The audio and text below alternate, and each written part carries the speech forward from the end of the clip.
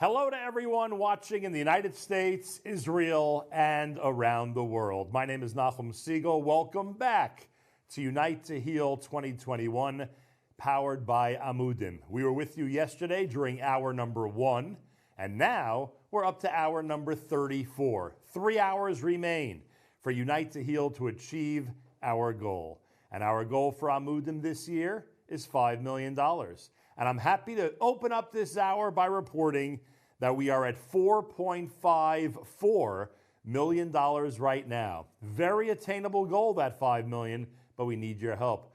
Many of you, obviously, from the response, know how incredible an organization Amudim is and how they help people around the world every single day. Individuals, families, anybody in need.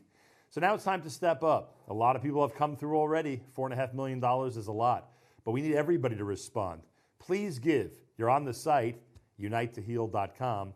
All we ask is that you participate. Remember, everything right now is being quadrupled, which means we have matchers, courtesy of Amudim, who are making every $1 contribution a $4 contribution. 25 is 100, 250 is 1,000, and so on.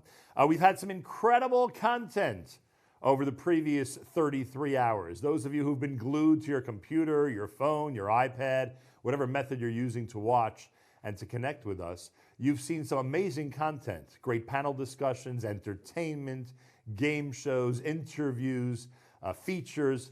A lot of wonderful stuff has been happening.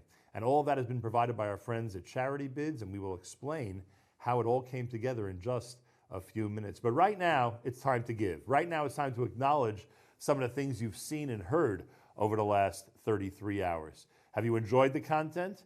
Have you been kept up to date on Amudim's activities? Have you internalized just how many people, based on their data and stats in their videos and during their presentations, they are affecting on a daily basis? How many cases they take on? How many states they work in? How many countries they've affected families in? The list is vast. It's an incredible operation, one worthy of support. And Amudim has done something that other organizations and other efforts have done in the past to an extent.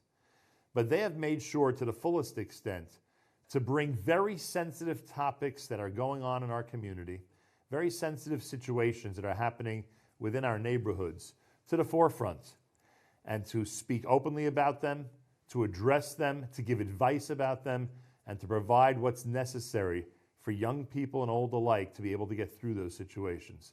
Amudim is there. Amud, they stand. They're there standing for all of us year round. Now it's time for us to stand up and make a statement. It's time for us to declare that Amudim needs our support and is going to get our support. So it's very clear and it's very simple. UniteToHeal.com is the website. The donate button is pretty prominent, and already $4.5 million has been raised. Every time you give, it's 4 times the amount. We ask that everybody respond. If you haven't done so yet, now's a good time to do it. We're going to be spending 3 hours together, 3 hours talking about some very sensitive topics, 3 hours watching some incredible videos and performances, 3 hours seeing some presentations that were prepared and carried out special for this broadcast, for Amudim, and specifically for these last 3 hours during our live stream presentation. As all that is going on, all we ask is that you toss in a few dollars or toss in any currency, no matter where you might be around the world, because every time you give, everything you give is being quadrupled. Let's get to that $5 million goal together. We'll be meeting a lot of wonderful folks tonight, people who work with the organization, people who've helped the organization, people who take great pride that they've provided some of the content for this amazing live stream. We ask that you respond and do so as generously as possible. The CEO of Charity Bids is Yami Schachter, and I am told that he is with us live right now to kvel a bit and to tell us about just how amazing these first 33 hours have been for the Amudim Unite to Heal event. Yami, a pleasure to speak with you live, sir. How are you? Good to see you again. Thank you for having me. A pleasure. Thank you for having me here. This goes back quite a while. Charity Bids came off an amazing performance last year with incredible content and wonderful presentations. Tell us how you feel this year has gone so far with everything that's been provided through Charity Bids on the Unite to Heal website. Looking at the ticker, it looks like we're doing pretty well. Yeah. I'm very proud of what we've accomplished this year. And I don't have the updated stats as of yet, but I know as of approximately 3 o'clock today, we had over 700,000 unique hits to the site in the last day. It's pretty impressive. I would ask you which have been I the think most. people are listening. They People are see. watching, people are listening, people are being impacted. And most importantly, people are learning. People are learning both through every one of these venues that you and your staff have created, every one of these types of presentations, all about Amudim and the importance of supporting Amudim. I would ask you what have been the most popular hours of the last 33. I don't know if you have those statistics yet. Anything that's had a tremendous bump and that got tremendous attention from around the world?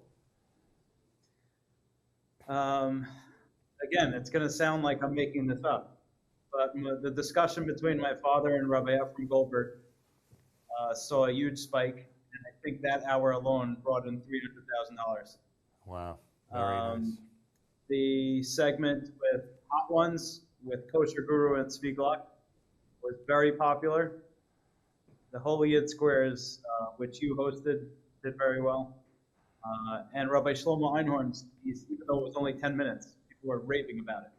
But the biggest of all is the song that Eli Schwebel produced.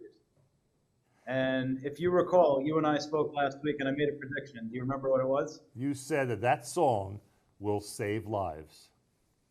So here's a phone call I got today. I got a lot of phone calls today.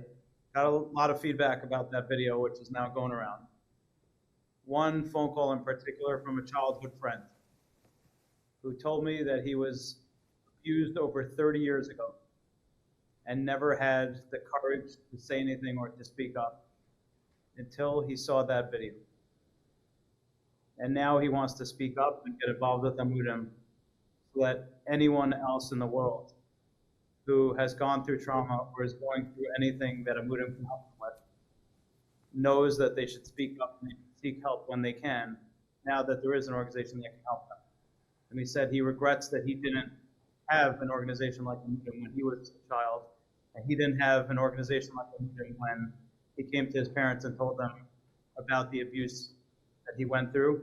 And this is what he said is he faces his abuser regularly, and he never had the help he needed, and his family never had the help they needed. So when I told you last week that this song is going to save lives, I had a feeling it would be, and this is only one phone call I got today, and I'm sure there are stories like this all over the place. And I think we created a very powerful piece of music and a piece of content. I think Ellie wrote brilliantly, and the line that's flying around was the one that hit you the hardest as well, where in the lyrics he says, "I love you enough for you to hate me," where we are trying to intervene and help people who need help. And we betray their trust by recommending that they go for help and trying to get them help. But we love them so much that we're willing for them to hate us for trying to help them. Yeah. And I think when people see the song, they'll understand, when they hear the song, they'll understand the impact that it could have and the number of lives that it has. And that's why we're here, to save lives. And we're going to be featuring that video again about 8:30 Eastern time tonight here before we leave the air. Yummy, there are a lot of organizations who do great work and serious work like Amudim, and they might use this live stream and the 36 hours a little differently. Speaking very seriously, not a criticism, just it's their approach, speaking very seriously with education and informing as much as possible. Charity Bids came into Amudim and really brought, in addition to all that, entertainment, special videos, unique material. What is it that all these things that often one might think don't fit into this format, what made it fit in so well in this format?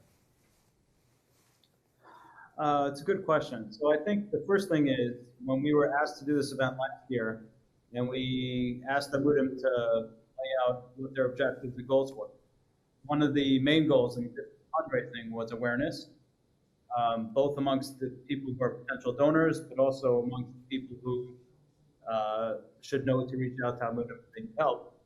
And in order to do that, we had to cast the widest net possible. We had to create content that would run around the clock so that people around the world have a chance to participate and watch. that people around the world could learn about Amudim. And that's so that people with all sorts of many different types of interests, there's something in it for everybody, right? So there's musical segments and the game shows and comedy and the serious subjects about youth and mental health and addiction and how to raise your children. There's something in it for everybody. And as a result of that, we were able to attract close to 1 million viewers last year alone in the first year that we did this. So we saw that this was a format that worked, and we decided to do it again. So even if you're watching a segment which isn't necessarily about Amudim or the work they do, you owe it to Amudim. You just took good time and you had fun watching something, and the whole thing was on the Amudim platform. So you already know that they exist. It can be about. But I will say, I said last year that Amudim is the only organization that I know of that has the ability to attract over 100 personalities to participate in their event. Right? So it's not only, it's a good idea if you could pull it off. But if you're not Amudim, you probably can't pull it off. Everybody, the second they hear it, said, we'll do whatever it takes. We're happy to jump in. Right. Everybody wants to participate. I think is very finally, Israel Yummy Shachter. Did I just say very unique? I'm sorry. I would hope not. But something allowed to be very unique. But trust me, if you did, you're going to be reprimanded. That I can guarantee. I'm about to get kicked off this broadcast. Finally, 20 seconds. How do people view the segments they haven't seen yet?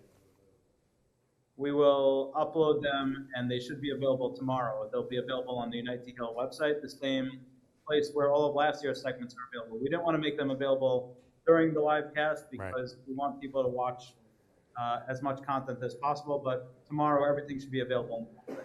Yummy Shachter, CEO of Charity Bids, they're responsible for all the content and the entire production that we are in the midst of right now. Thank you so much.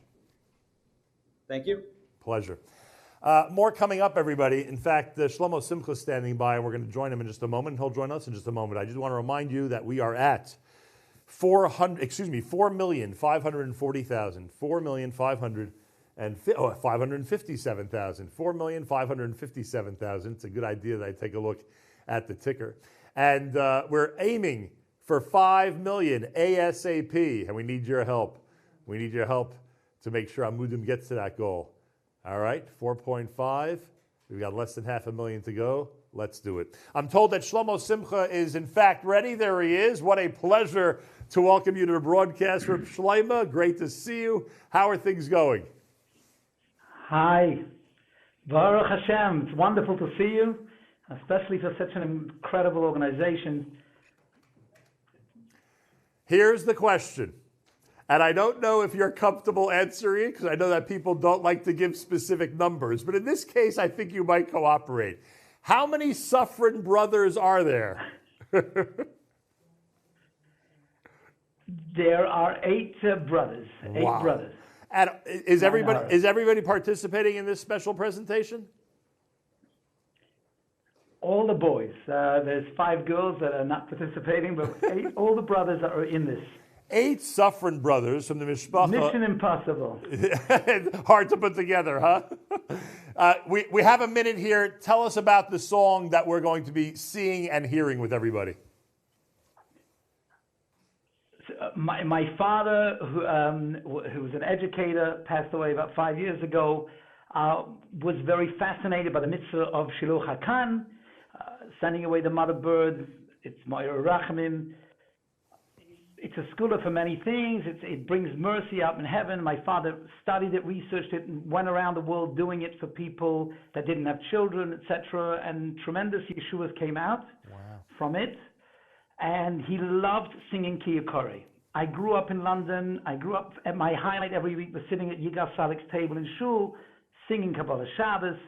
And this was one of his favorite songs. And we used to sit around the Shabbos table singing this song.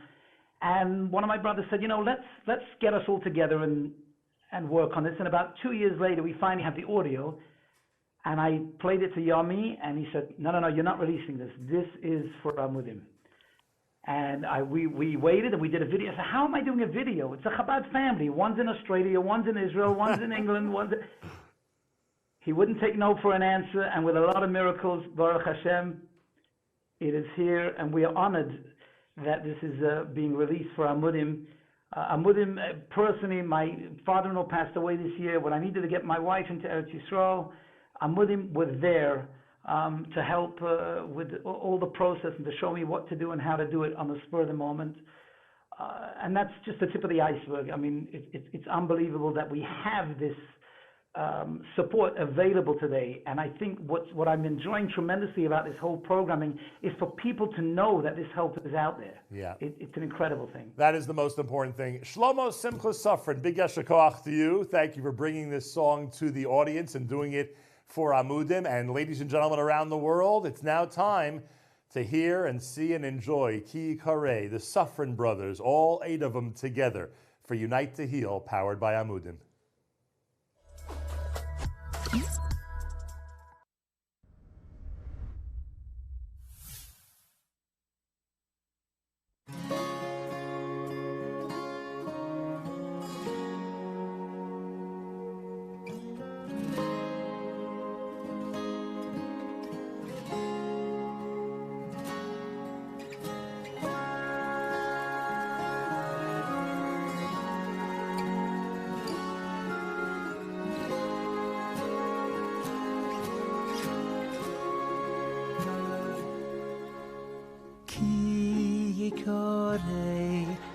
ציפור לפונך בדרך בכל עץ אוי על האורץ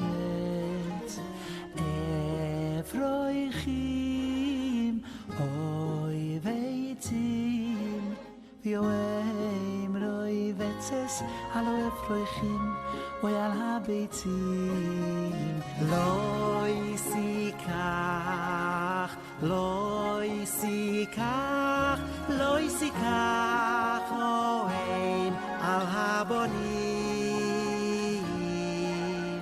לא יסיקח לא יסיקח לא יסיקח אוהן על הבונים שלח תשלח אסוהן ויס הבונים תיקח לו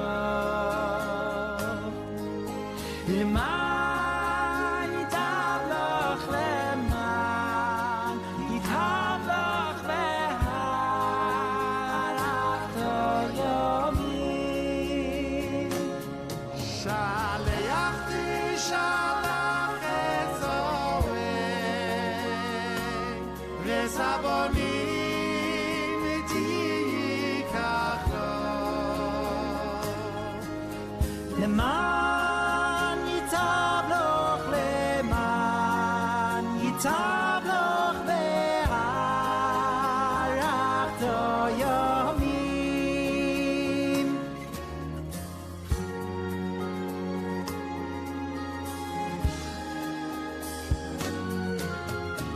כי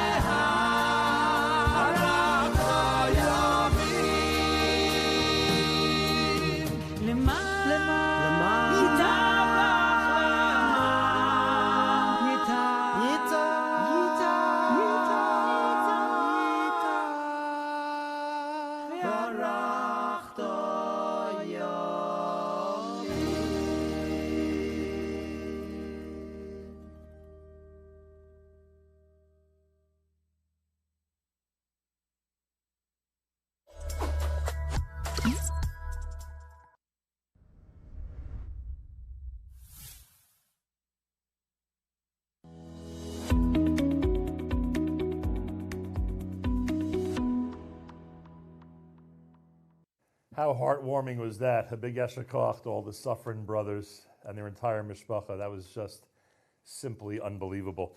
David Kushner is with us. He is in charge of government relations for Amudim. He's a member of Hatzalah, Bikur Cholam, and the Chevra Kadisha in Philadelphia. He's also founding coordinator of Chaverim of Philadelphia and coordinator of Misaskim Philadelphia, and again, a very important and crucial member of the Amudim team in the Department of Government Relations. A pleasure to welcome you to Unite to Heal. It's a pleasure to be here with you. You are taking great nachas tonight because except for Tzvi Gluck, the rumor has it that your page is doing the best of all the fundraising pages for Amudim tonight. That is true at You the can't deny moment, it, but huh? there's still a chance for others to take the lead. So we encourage everybody to push as hard as possible. And that wouldn't bother you if somebody That else would not bother overtook me you. in the least. I understand that. You mentioned something to me off the air, which I think is so critical because we always think of Amudim helping hundreds and thousands of families in specific types of situations, many of which would not apply to a lot of families in our community worldwide. But you got involved in something that really involved almost everybody, and that was trying to get young men and young women to yeshiva and seminary in Israel, and in general, get people to simchas and other occasions and emergency situations in Israel over the last 2 years. What's it been like being such an important part of the Israel travel component of Amudim? So before COVID, when in my role in terms of government relations, we dealt with a lot of the Narcan trainings in coordination with police departments and various governmental agencies regarding trauma and abuse and awareness. Right. And when COVID hit, a lot of those in-person events got canceled. And as Tzvi spoke about yesterday in some of the videos, when the borders closed and we're having trouble getting Mesim and Levayas to Eretz Yisrael, that's really where we got into, if you will, the travel business. Right. Although it's not a business because we don't charge a penny for it. And then it really just blew up from there. And, you know, we've really had the schus to be able to help. It's interesting how those early tragic situations, and everybody remembers Pesach of 2 years ago, those early tragic situations led to some really positive things.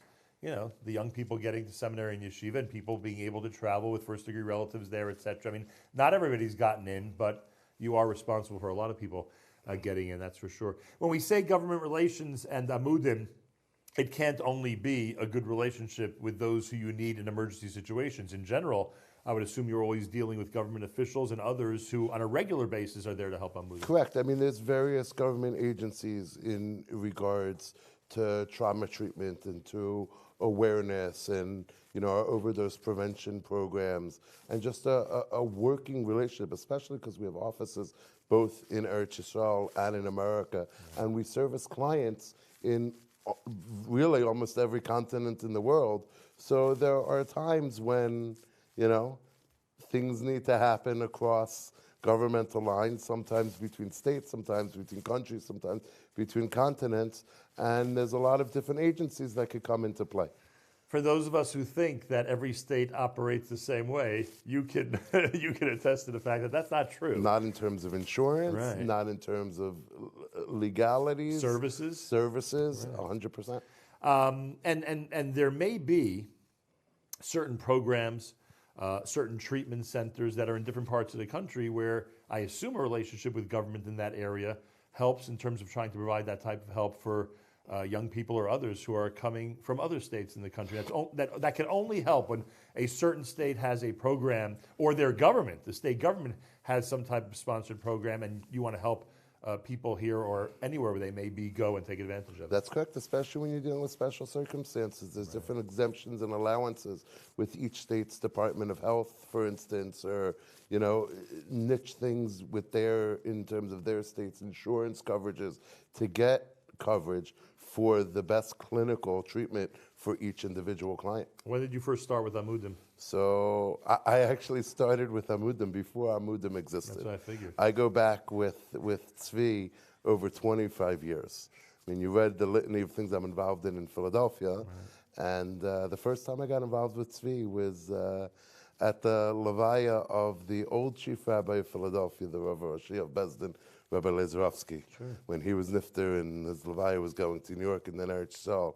And ever since, we've been very, very close friends and have worked together over the years on numerous cases. And, as Amudim grew from the beginning days and the need to bring somebody on in that role so Tzvi could focus a little bit more of his time on the day-to-day, minute-to-minute, hour-to-hour responsibilities of such a rapidly growing organization, they brought me in, and that relationship has continued. I need you to tell this audience, because David Kushner, we're trying to get to $5 million as soon as possible. I need you to tell this audience that even though you remember the early days, you remember the times when it was just you and Tzvi and maybe a few others doing this kind of work and staying up all night doing it. You have to tell this audience that even with a massive operation like this, in the millions of dollars, with so many families being helped, still every dollar is being used really, really well. Explain to people out there why they need to donate and help us get to the goal. So I'll tell you, I'm involved in a lot of different organizations, but I can guarantee you and I can assure you that bang for your buck, Amudim, you're going to get more, just as much, if not more, from the services that Amudim is providing, even as they grow, than almost any other of the countless reputable tzedakahs and charities that exist within our community. Even as they grow, because they're getting even very as big, they grow, and it doesn't seem to matter. Even as they grow, whether it's a therapy subsidy fund that goes directly to cover, whether it's our case management teams that are literally up days and nights, all hours of the days and nights, whether it's the crisis response line that is answering Shabbos and Yom Tov, also people going away from their own Pesach Sedarim and, Friday night Sudas with their families to deal with somebody in crisis. Every single penny goes towards helping those that need it the most. David Kushner's on the front lines. He knows it. He knows what goes on in Amudim, and he knows why it's so important to support the cause. And we're asking everybody to go to the website. I'm assuming you're there already, unitetoheal.com. Donate. Everything between now and the $5 million goal is being quadrupled. Every time you give $18, it's really 4 times 18. And every time you give $1,000, it's $4,000. We're talking about significant funds that are being raised in really this one exclusive, massive fundraiser of the year for Amudim. So please, help us get to that $5 million goal. You're going to be hearing over the next couple hours, and you've really heard a lot over the previous 33 hours, just how important an organization this is and just how critical it is to continue to provide services for young people and families in our community. David Kushner, God bless you. Continue your amazing work. Thank you so much, Nachum. It's great to be with you. Same here. Thank you very much. Ladies and gentlemen around the world, we have a special treat for you. We have a lot of special treats coming up during this hour and the subsequent 2 hours before we wrap things up at 9 p.m. Eastern Time. The Maccabees and Dudu Fisher have put together something called the Les Mis medley. Many of you know that Dudu Fisher was one of the stars of Les Mis and one of the internationally renowned participants in the Les Mis production for many, many years. Well, the Maccabees and Dudu Fisher are now together. It is called the Les Mis medley. Thank you for watching it at unitetoheal.com.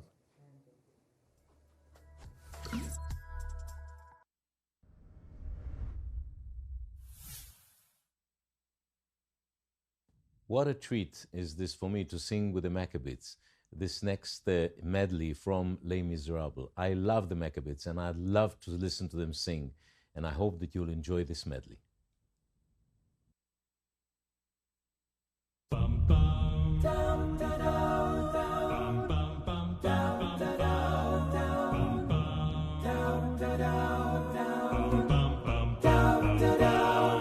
Look down, you'll always be a slave. Look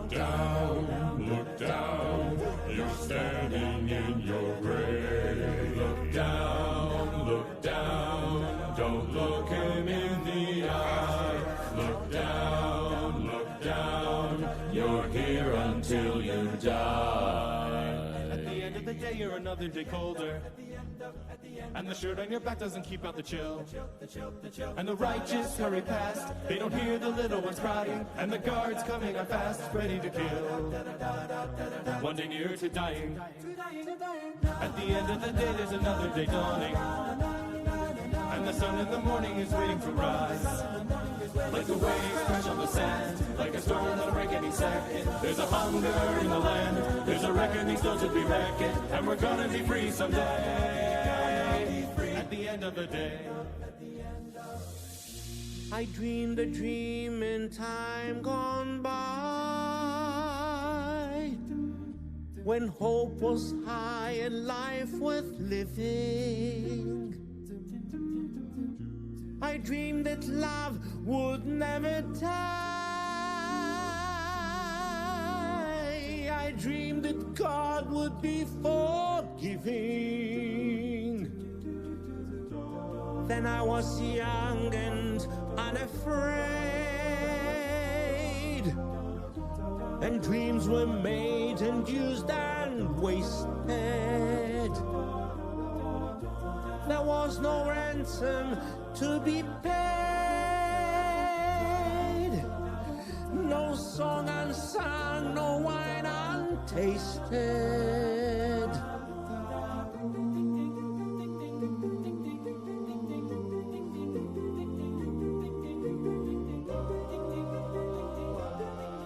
Who am I? Can I condemn these men to slavery? Pretend I do not feel their agony. This innocent who bears my face, who goes to judgment in my place, who am I? Can I conceal myself forevermore? Pretend I'm not the man I was before? And must my name until I die be no more than an alibi? Must I lie? How can I ever face my fellow men? How can I ever face myself again? My soul belongs to God, I know. I made that bargain long ago. He gave me hope when hope was gone. He gave me strength to journey on. Watch them run amok, catch them as they fall. Never know your luck till there's a free-for-all. Here's a little nip, there's a little touch. Most of them are brothers, so they won't miss much.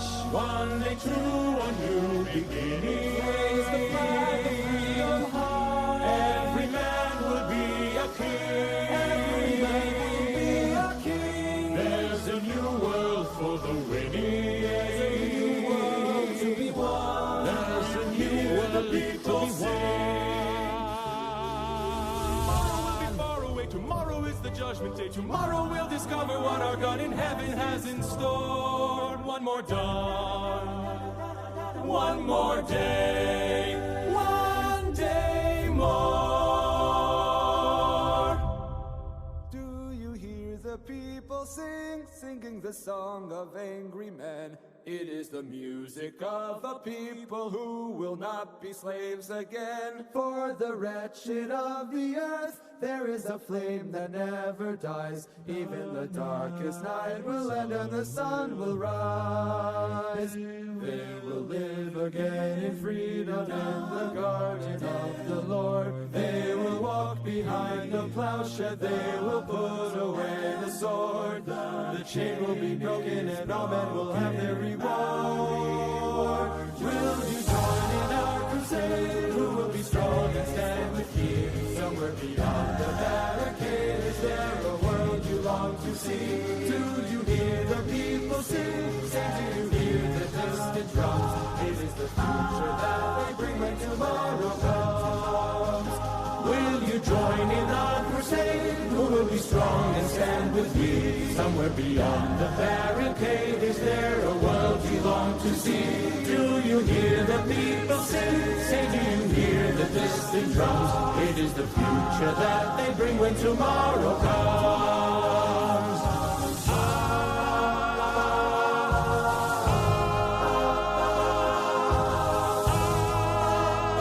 Tomorrow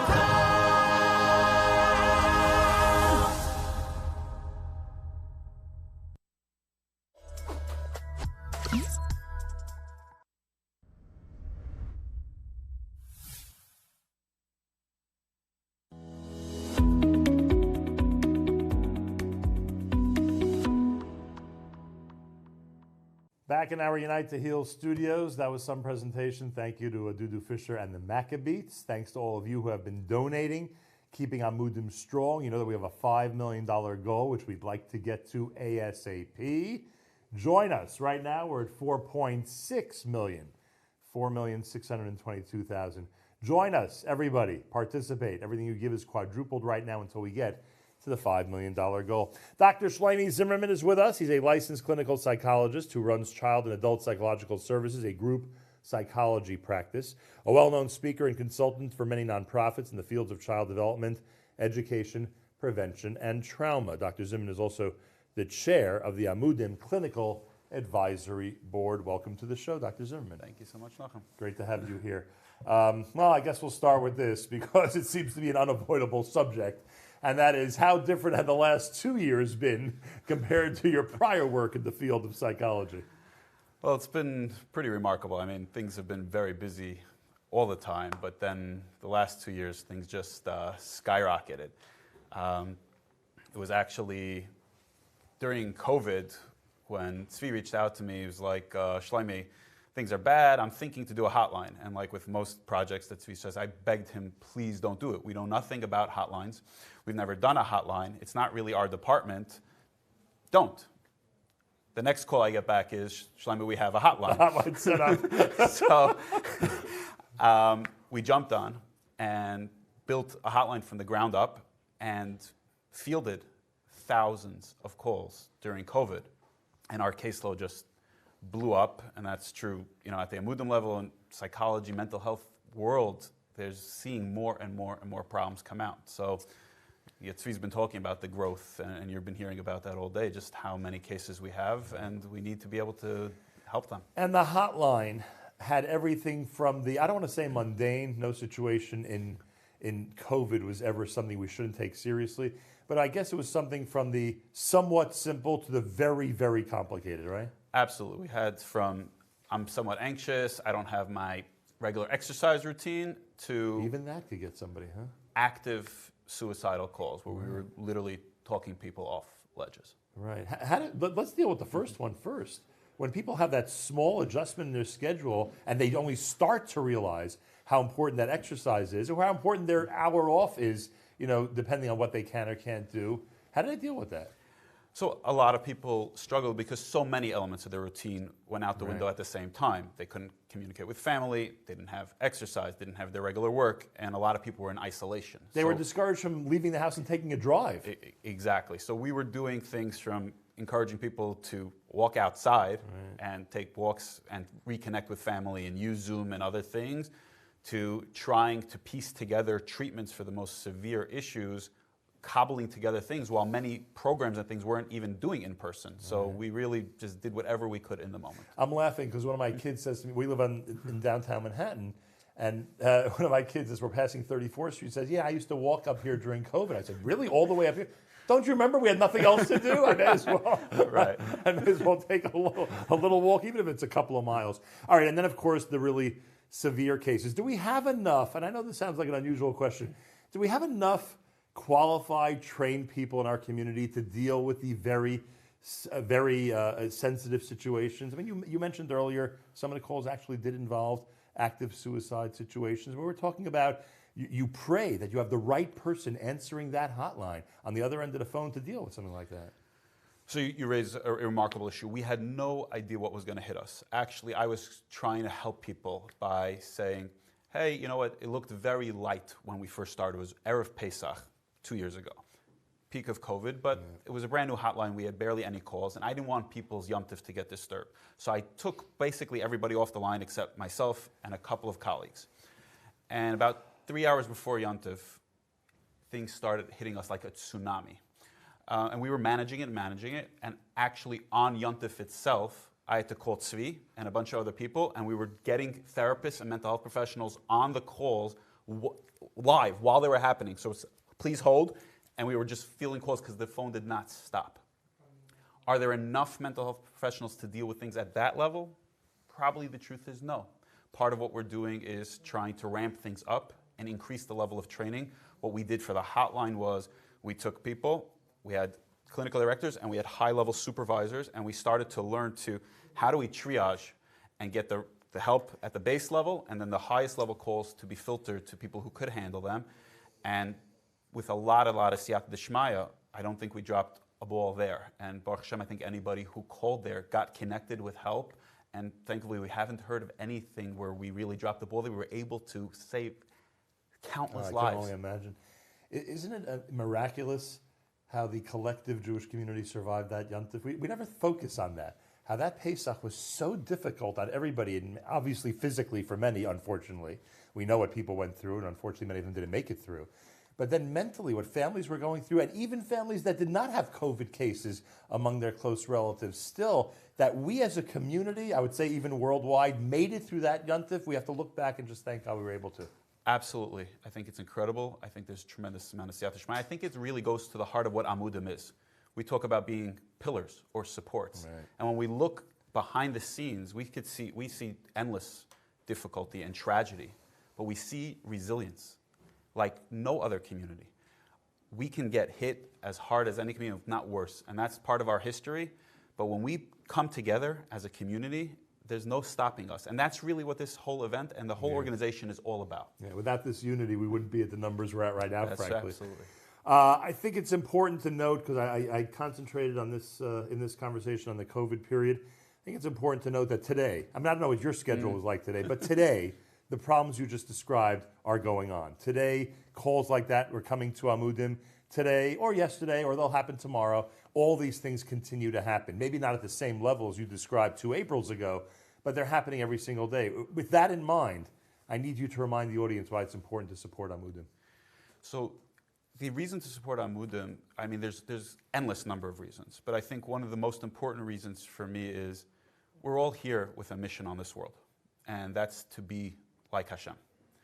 And the Navi tells us that Hashem is close to the brokenhearted. So if we want to be most similar to Hashem, we want to really do our mission, we got to be as close to the brokenhearted as possible. And many people don't have the opportunity to sit in a therapy room or to deal with crisis management. But every single person has the ability to partner with us and to be there. And brokenhearted people knowing that, like you said, our community comes together for them. The abuse victim is not forgotten. The addict isn't just shunned, right? Our communities rise to the level and we all come together, united to heal. We get together and we do this. That sends an incredible message, and each and every person then has the ability to partner in being like Hashem, being there for the brokenhearted. Yeah, it's all he wants from us is to take care of those in need and take care of those in pain, and there's a lot of pain out there. Dr. Zimmerman and I remind everybody that we are close to the $5 million goal, and we'd like to surpass it as soon as possible. Please be as generous as you can. Everything's being quadrupled. Get to unitetoheal.com. Just click the donate button and be part of this amazing effort on behalf of Amudim. They want to end 2021 strong, and they want to help even more people in 2022. We're asking everybody to be as generous as possible. Dr. Shlomi Zimmerman, continue your amazing work and continued success with everything you do with Amudim. Thank you so much, Nachum. A pleasure. We have another special treat. We're all about special treats tonight, especially during these final 3 hours of our live presentation. And right now, Shuli Rand is going to be performing in a video that is going to be very familiar to a lot of people because this has become a very popular international song. It's called Bein Kodesh L'Chol. Shuli Rand on our broadcast of Unite to Heal, brought to you and powered by Amudim.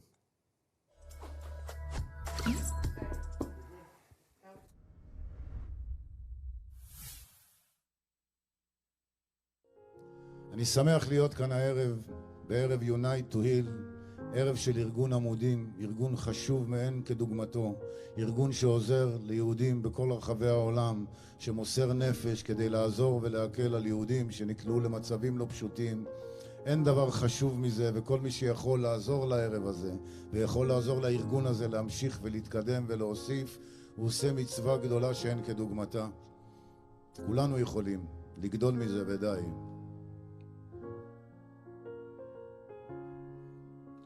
בין קודש לחול אני חי, עם האמת שמשתוללת בי, עם אלף הרגלים, עם כל צלקת שעל פניי. אני יוצא שוב לפזר את המילים, בין המציאות לשיגעון הכל חוזר אליי, שם במקום ממנו באתי אין שלום, והמסע זה כבד וקצת גדול עליי, אני צריך לגדול מזה ודי, לגדול מזה ודי.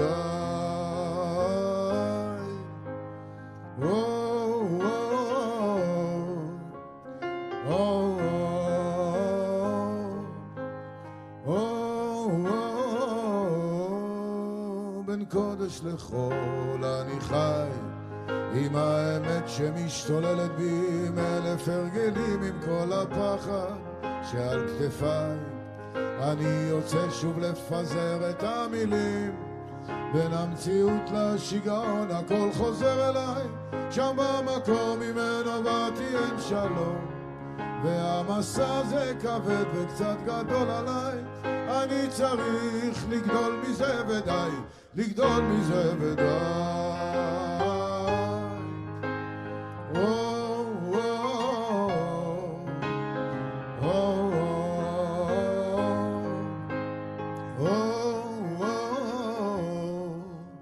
שמור נא עליי, רק שלא ייכשלו רגליי, אלוקיי,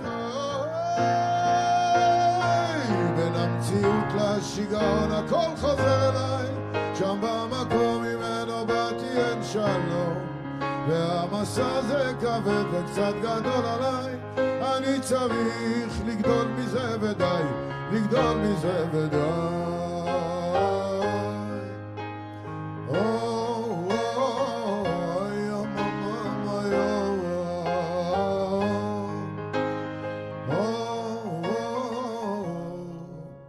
בין קודש לחול אני חי. ארגון עמודים, בואו נעזור להם לגדול מזה ודי. אין מצווה יותר גדולה מלעזור לאנשים שעוזרים לבנים של הקדוש ברוך הוא. אז באמת יהודים, תפתחו את הלב שלכם ושתהיה הצלחה לכולנו. תודה.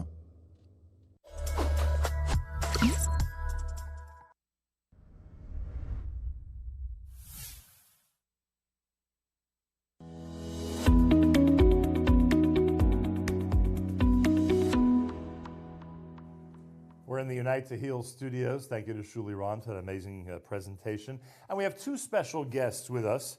Batsheva Bohm is here, a board member with Amudim, and Haskell Bennett, who rightfully identified himself as a friend of everybody, is with us as well. He certainly is a good friend of Amudim. A pleasure to welcome you both to the Unite to Heal broadcast. Batsheva is a prominent attorney.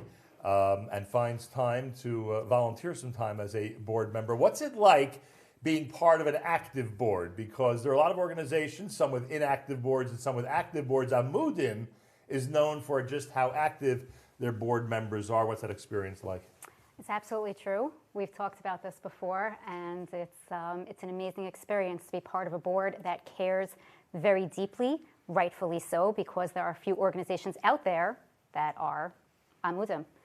And the board cares, the board is involved in many, many decisions, and the board puts its money where its mouth is. No, that's for sure. I would assume the board is approached when an additional project has to be undertaken. And that's always a big decision, right? Someone in business thinks a million times before they add an expense. Somebody in the not-for-profit world wonders, can we afford and can we fund what needs to be done? What's it like when a new twist comes across the board's desk, when something that you didn't think of until that time was necessary or important in our community is brought to your attention that it is? I have to say, I don't know what other organizations do or have, but I don't think they have Tzvi Gluck, who is extraordinary. And frequently, before a project even gets underway, Tzvi already has someone lined up to help make it happen, including making the funding happen. But this board is intensely fiscally responsible and very on top of everything. So nothing takes place that's new that isn't already accounted for and under very responsible control. We spoke last year. Is there anything about the last 12 months, aside from the whole COVID situation, that stands out to you? Something that we would not have discussed last year, but now has become a prominent either project or a prominent problem that Amudim is trying to solve? Well, the travel aspect of what Amudim has done has absolutely exploded, more than ever. Amudim was always there to help people, but the need was never as strong as it became, and Amudim stepped up in a way that was simply magnificent.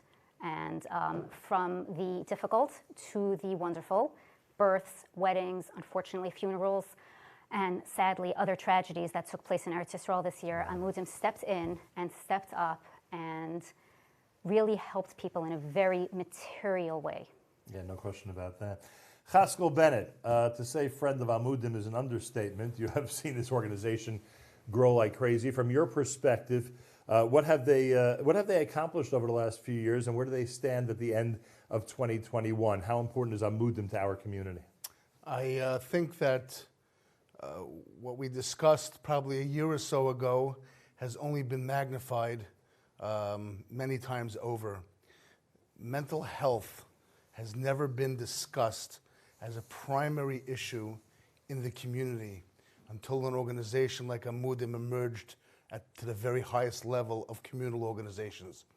We all know there are certain taboos, certain things that the community refused, or maybe was just not educated enough about. Or the timing was wrong. Didn't know how to handle it.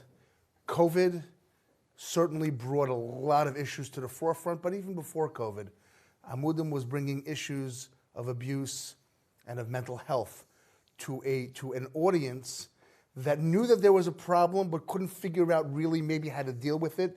Klal Yisrael, Baruch Hashem, is lucky to have incredible organizations that do a myriad of work. I mean, we know all of our organizations, there's no reason to go through them, but really from cradle to birth, everything in between and beyond. But one of the very important issues that really never got the focus that it deserved and deserves was mental health, good mental health practice for the community. People struggling with addiction. Again, all of these issues that leads itself and lends itself to a healthy life, to having a good life. We all want our neighbors, our friends, our family to enjoy the beautiful world that's around us, all of the beauty of our children, our grandchildren, and beyond, our shuls, our communities.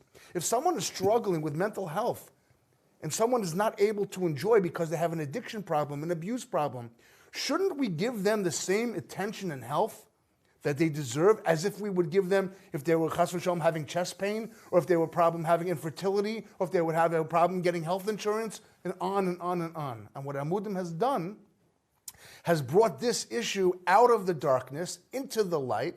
I couldn't be prouder of my sister Batsheva for taking on a lead role in a klal organization of this magnitude.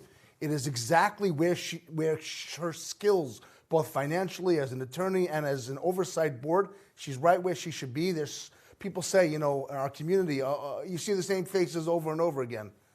Not here. Here is a new and emerging star. It's my sister, I'm allowed to say it. But someone who is out there, who wants to make a difference in her community. And there's so many others Amudim is touching. Does she say similar things about you? Or? Not publicly? I say them everywhere. I could imagine. Everyone always lauds your brother, I can tell you that much. I can tell you that I'm very proud to be following in his footsteps. That I'm sure. It seems from this conversation, and really for anybody who observes what Amudim does, they are willing to say things that others won't say. They are basically, and Zvi is obviously the champion of this, I am going to talk about this. Whether you like it or not, I'm going to talk about this. I'm going to bring it out to the community and inform everybody what's going on. And sometimes in very graphic terms. I'm going to say it and tell it like it is. Now, some might say in 2021, this is the circumstance, that there's so much crazy stuff going on out there that we don't confront it with real information. Then there's no, and you agree with that there's just no... I would just say, the fact that Zvi is willing to say things that other people aren't willing to say, a credit to him. Right, call it cover.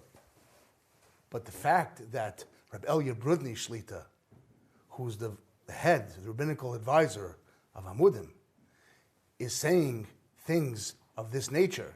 And we'll back Zvi. It's not even. I love Zvi, and I'm a friend of Zvi's since Zvi was even talking. I mean, we go. That's how far back we go. I believe last year I sat here with his father, Rabbi Edgar Gluck, on this stage. The fact that Zvi has brought all the professional world, all the experts, everyone together to stand up on this issue says so much about Zvi, but so much more about the issue. It's not that what Tzvi's saying, it's what everyone is saying. Watch this last 36 hours, on and on, expert after expert, professional after professional, speaking truth to the community, saying things that nobody ever heard before. That is a credit to Amudim. You're so right. No question about it. Batsheva and Chaskel join me in asking everybody who's watching to please support the work of Amudim. It's obvious that Amudim has made an impact out there. After all, we're at $4.7 million and a $5 million goal. So obviously a lot of people have been educated and understand the importance of this organization to families and individuals worldwide. We're asking all of you during these final hours, please give what you can, help us get to the goal, and make sure Amudim stays strong. I'll ask Chaskel first to you, and then Batsheva. Just say it to the people out there. Why should they be supporting Amudim right now? I think an investment in the community is an investment in ourselves. The stronger we can create an infrastructure that helps people in need, some of the people who are falling through the cracks, an organization like this, if you care, I've said this before, probably with you, Nachum, if you care about the Jewish people, it's not enough to look at the tsaris out there, krechts, and say, oy vey, oy vey. Read your WhatsApp and say, oh, it's terrible. See this tragedy, see that issue, see that problem. We have to take it from oy vey to action. Here is an organization that is taking the tsaris of the community, they are creating solutions, and they are creating action. So that is the kind of organization, if you profess to care about the Jewish people, I'm here for that reason. I won't speak for my sister, but I'm assuming she has devoted her life as one of the things she's doing for that reason. I know thousands of people. We're at $4.something million. Clearly, people identify, it resonates. Yep. Help us get over that top. No question about it. Batsheva, what would you say to everybody about donating? What I would say to everyone is this. I have seen Amudim care for our people like it is a brother, a sister, a child. I have seen stories that show a way of caring for Klal Yisrael like they are family in an extraordinary fashion. And I would say to everyone out there, this is us. It's your children, our siblings, our friends. So please, help Amudim, help us. Batsheva Bohm, Chaskel Bennett, they are siblings, and they're both passionate about the importance of supporting Amudim. I thank both of you. We have another special treat, everybody, as we kick off the next hour of our 3-hour presentation here tonight. Ellie Marcus and Aryeh Kunstler together have created something that they call the Yosef Karduner Medley. It's Ellie and Aryeh together at Unite to Heal, powered by Amudim. Thank you.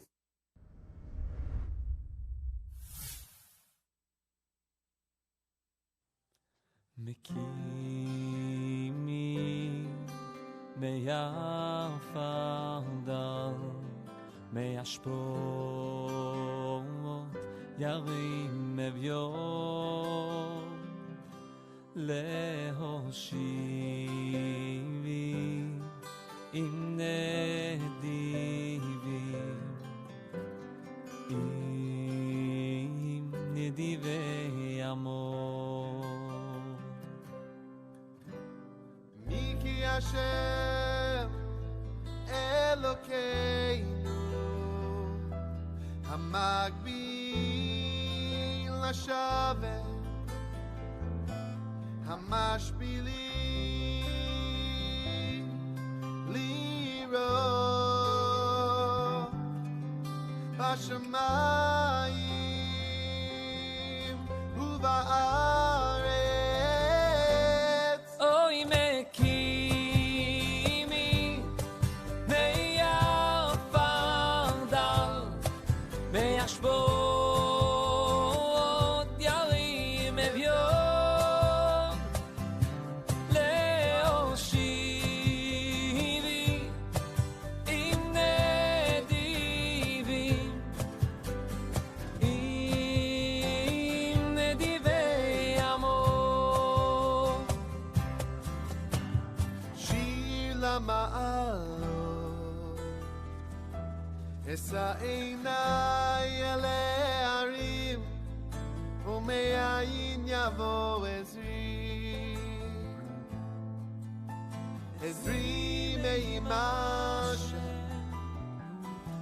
Ose Shamayim V'aretz אל ייתן לעמוד רגליך, אל ינום שומרך.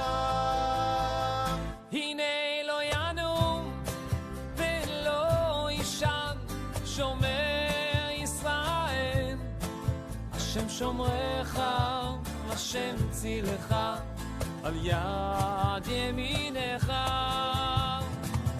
יומם השמש לא יככה וירח בלילה, השם ישמורך מכל רע, ישמור את נפשך, השם ישמור צאתך ובואך מעתה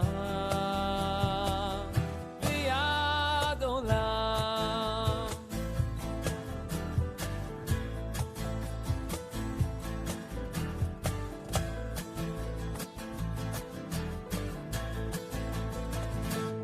תהילים מסוגל, מסוגל לתשובה, תהילים מסוגל לתשובה, תהילים מסוגל, מסוגל לתשובה, תהילים מסוגל לתשובה.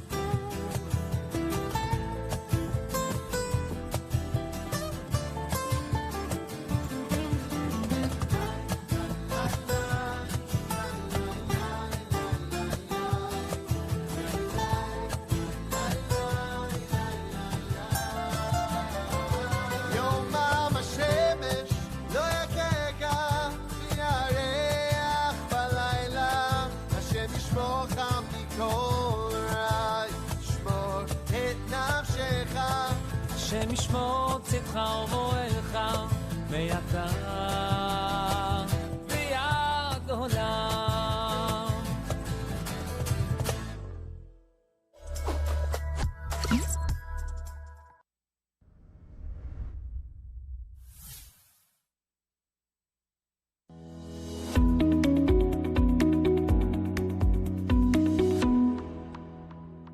UniteToHeal.com is the website. Get us to our goal. The goal is $5 million. We want to get there as soon as possible so that we can continue to support Amudim. And I hope you've been enjoying all these hours of amazing content provided by Charity Bids.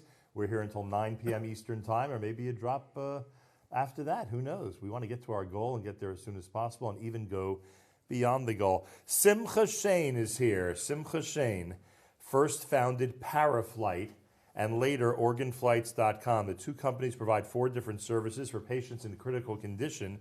Paraflight offers an air ambulance, which Simcha describes as a private jet ICU in the sky. Paraflight also offers a medical escort program for non-critical patients on commercial flights, providing a doctor, nurse, or medic to travel with the patient to their destination. A pleasure to welcome you to our Unite to Heal studios. Thank you.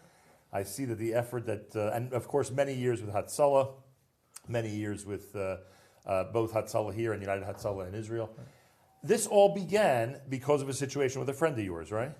Correct. And that friend unfortunately didn't make it, was seeking a lung transplant, and you decided, I mean, as sad as these stories are, and obviously we would have preferred he made it, it's amazing that this entire effort that you've created is all because of that one episode. Think of how many people you've saved and helped because of that one situation that came across in your life. Correct. I was privileged to get to know a lot of people through my connections in Hatzalah and in Camp Simcha. But my story started actually with Shlomo Zakheim, Zechrono Livracha. Of course. I'm sure everybody knew who he was. And he was a philanthropist, and he was an unbelievable Baal Chesed, and he taught people how to give. And he had his own private jet that he used for his business.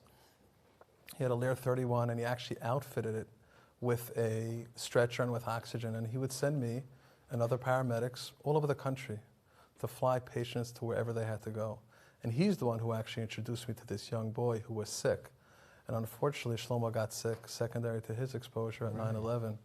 And Shlomo didn't actually pass away from the sickness from 9/11, but from the destruction of his lungs from the chemotherapy. And he needed a lung, and this young boy who he introduced me to, Yochi, and we traveled all over the country, 11 different transplant centers, and everybody said no, until we found a place right here in New York that accepted him. And although Yochi passed away 2 years ago, his mother always, and I speak to her almost on a weekly basis, tells me that because he had that will to live, and he had that belief that one day he's going to get a lung, he just held on to it.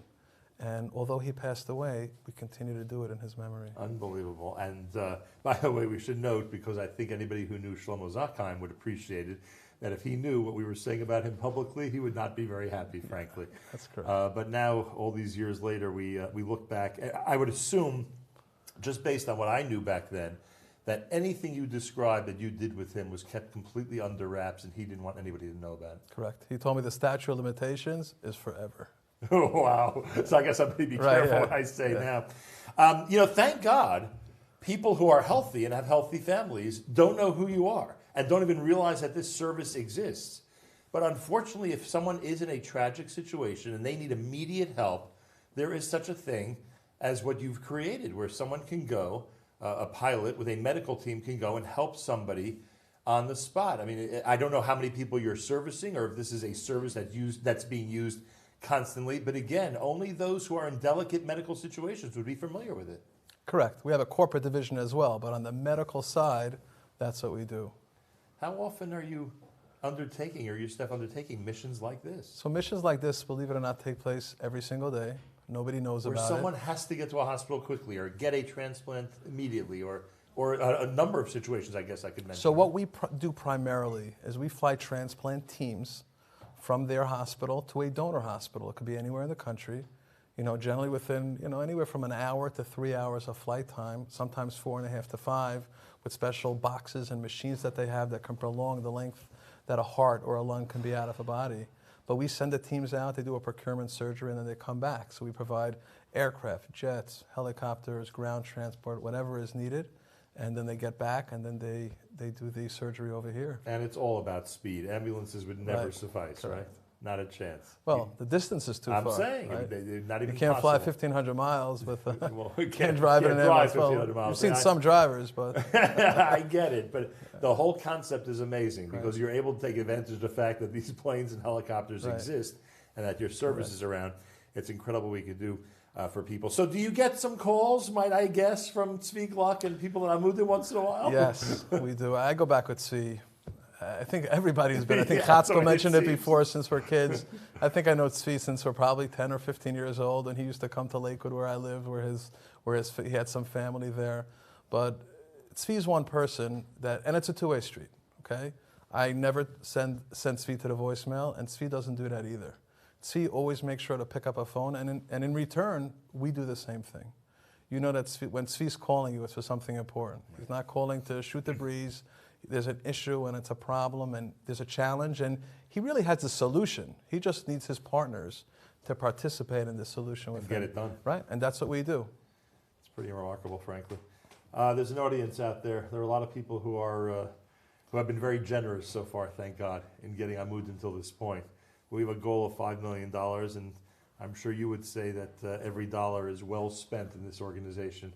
You've seen a lot of the tragic situations and a lot of the very successful situations up close and personal. What could you say to the people who are watching and listening right now about why it's so important to support Amudim? The reason we have to support Amudim is because they're here for us. Amudim never turns anybody down. And if you want to be a partner, how simple is it now, right? Tzvi Gluck and his entire team, they work 24 hours a day, 7 days a week. Tzvi has a special designated Shabbos phone that he utilizes, but the audience doesn't have to do that. The audience can participate, and they can partner with Amudim simply by swiping their credit card. Isn't that amazing? It certainly is. When you wake up tomorrow morning, will you likely be introduced to a new adventure, or you already know what the schedule is for the rest of the week? We never know the schedule the rest of the week. Right? You wake up in the morning and you have hours to get something done, right? Well, we don't really sleep. You know, I say the last time I slept a full night without worrying about my phone was 2014. But Baruch Hashem, we have a solid team behind us that works on, and even the Amudim missions that we do.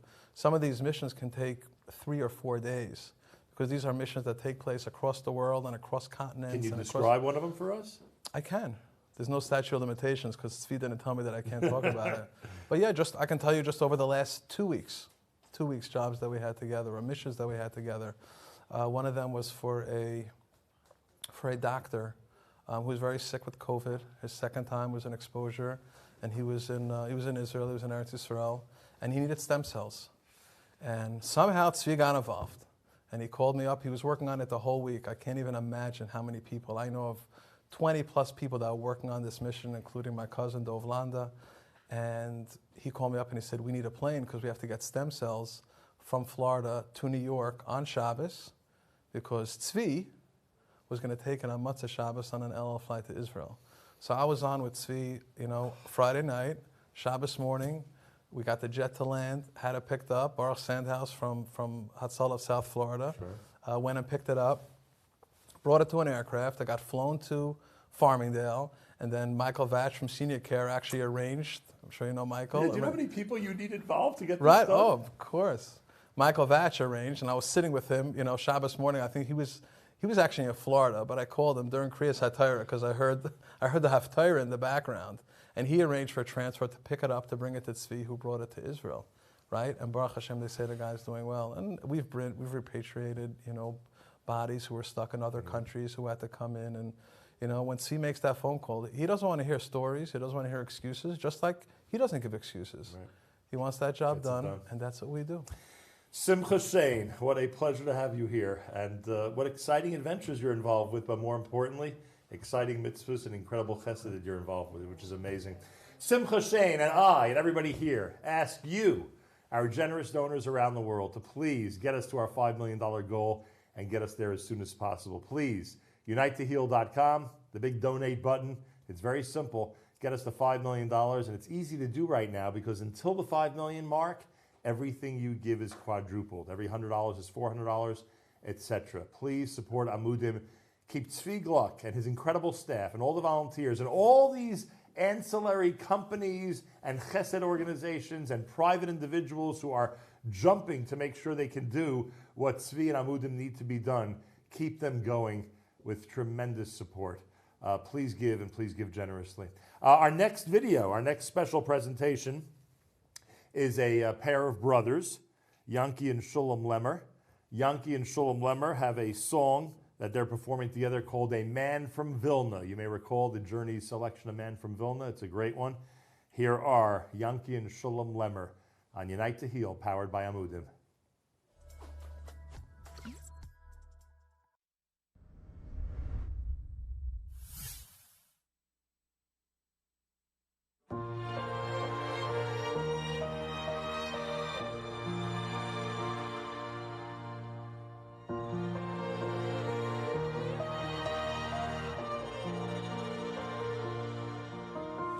Met a man last Sunday, he was on his way back home from a wedding in Chicago. He was traveling alone. He said he came from Vilna, a survivor, I could tell. I helped him with his suitcase. He could not walk very well. A steward gave us coffee as we settled on the plane. I asked him why he bothers. At his age there'd be no blame. No simcha is a burden, although I miss my dear late wife. Then he shared with me a story that has changed my view of life. We danced round and round in circles as if the world had done no wrong. From evening until morning, filling up the shul with song.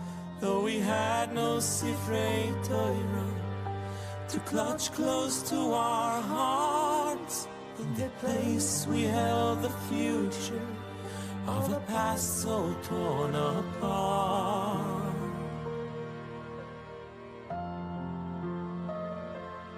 I remember liberation, joy and fear both intertwined. Where to go and what to do, and how to leave the pain behind.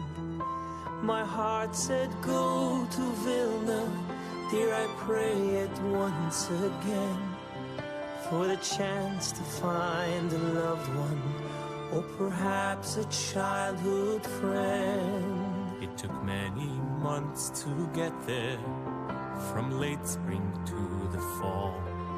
And as I, many others, close to 400 in all, slowly there was healing, darkened souls now mixed with light, when someone proudly cried out, Simchas Torah is tonight.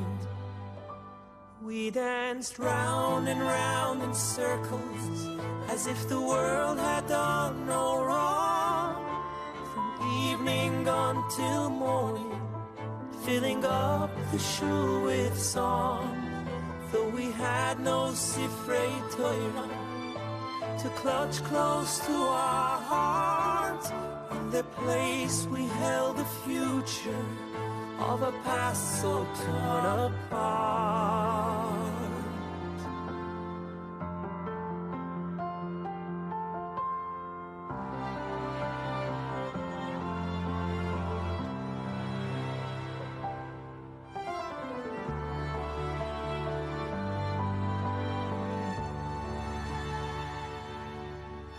We ran as one towards the shul, our spirits in a trance. We tore apart the barricade, in defiance we would dance. But the scene before us, it shook us to the core. Scraps of cedar, bullet holes, bloodstains on the floor. Turning to the eastern wall, we looked on in despair. There'd be no scrolls to dance with, the holy ark was bare. Then we heard two children crying, a boy and girl who no one knew. We realized no children were among us but those two. We danced round and round in circles, as if the world had done no wrong, from evening until morning, filling up the shul with song. Though we had no Sifrei Torah to gather in our arms, in the place we held those children, the Jewish people would live on. We danced round and round in circles, as if the world had done no wrong, from evening until morning, filling up the shul with song. Though we had no Sifrei Torah to clutch and hold up high, in their place we held those children. Am Yisrael Chai. Am Yisrael Chai.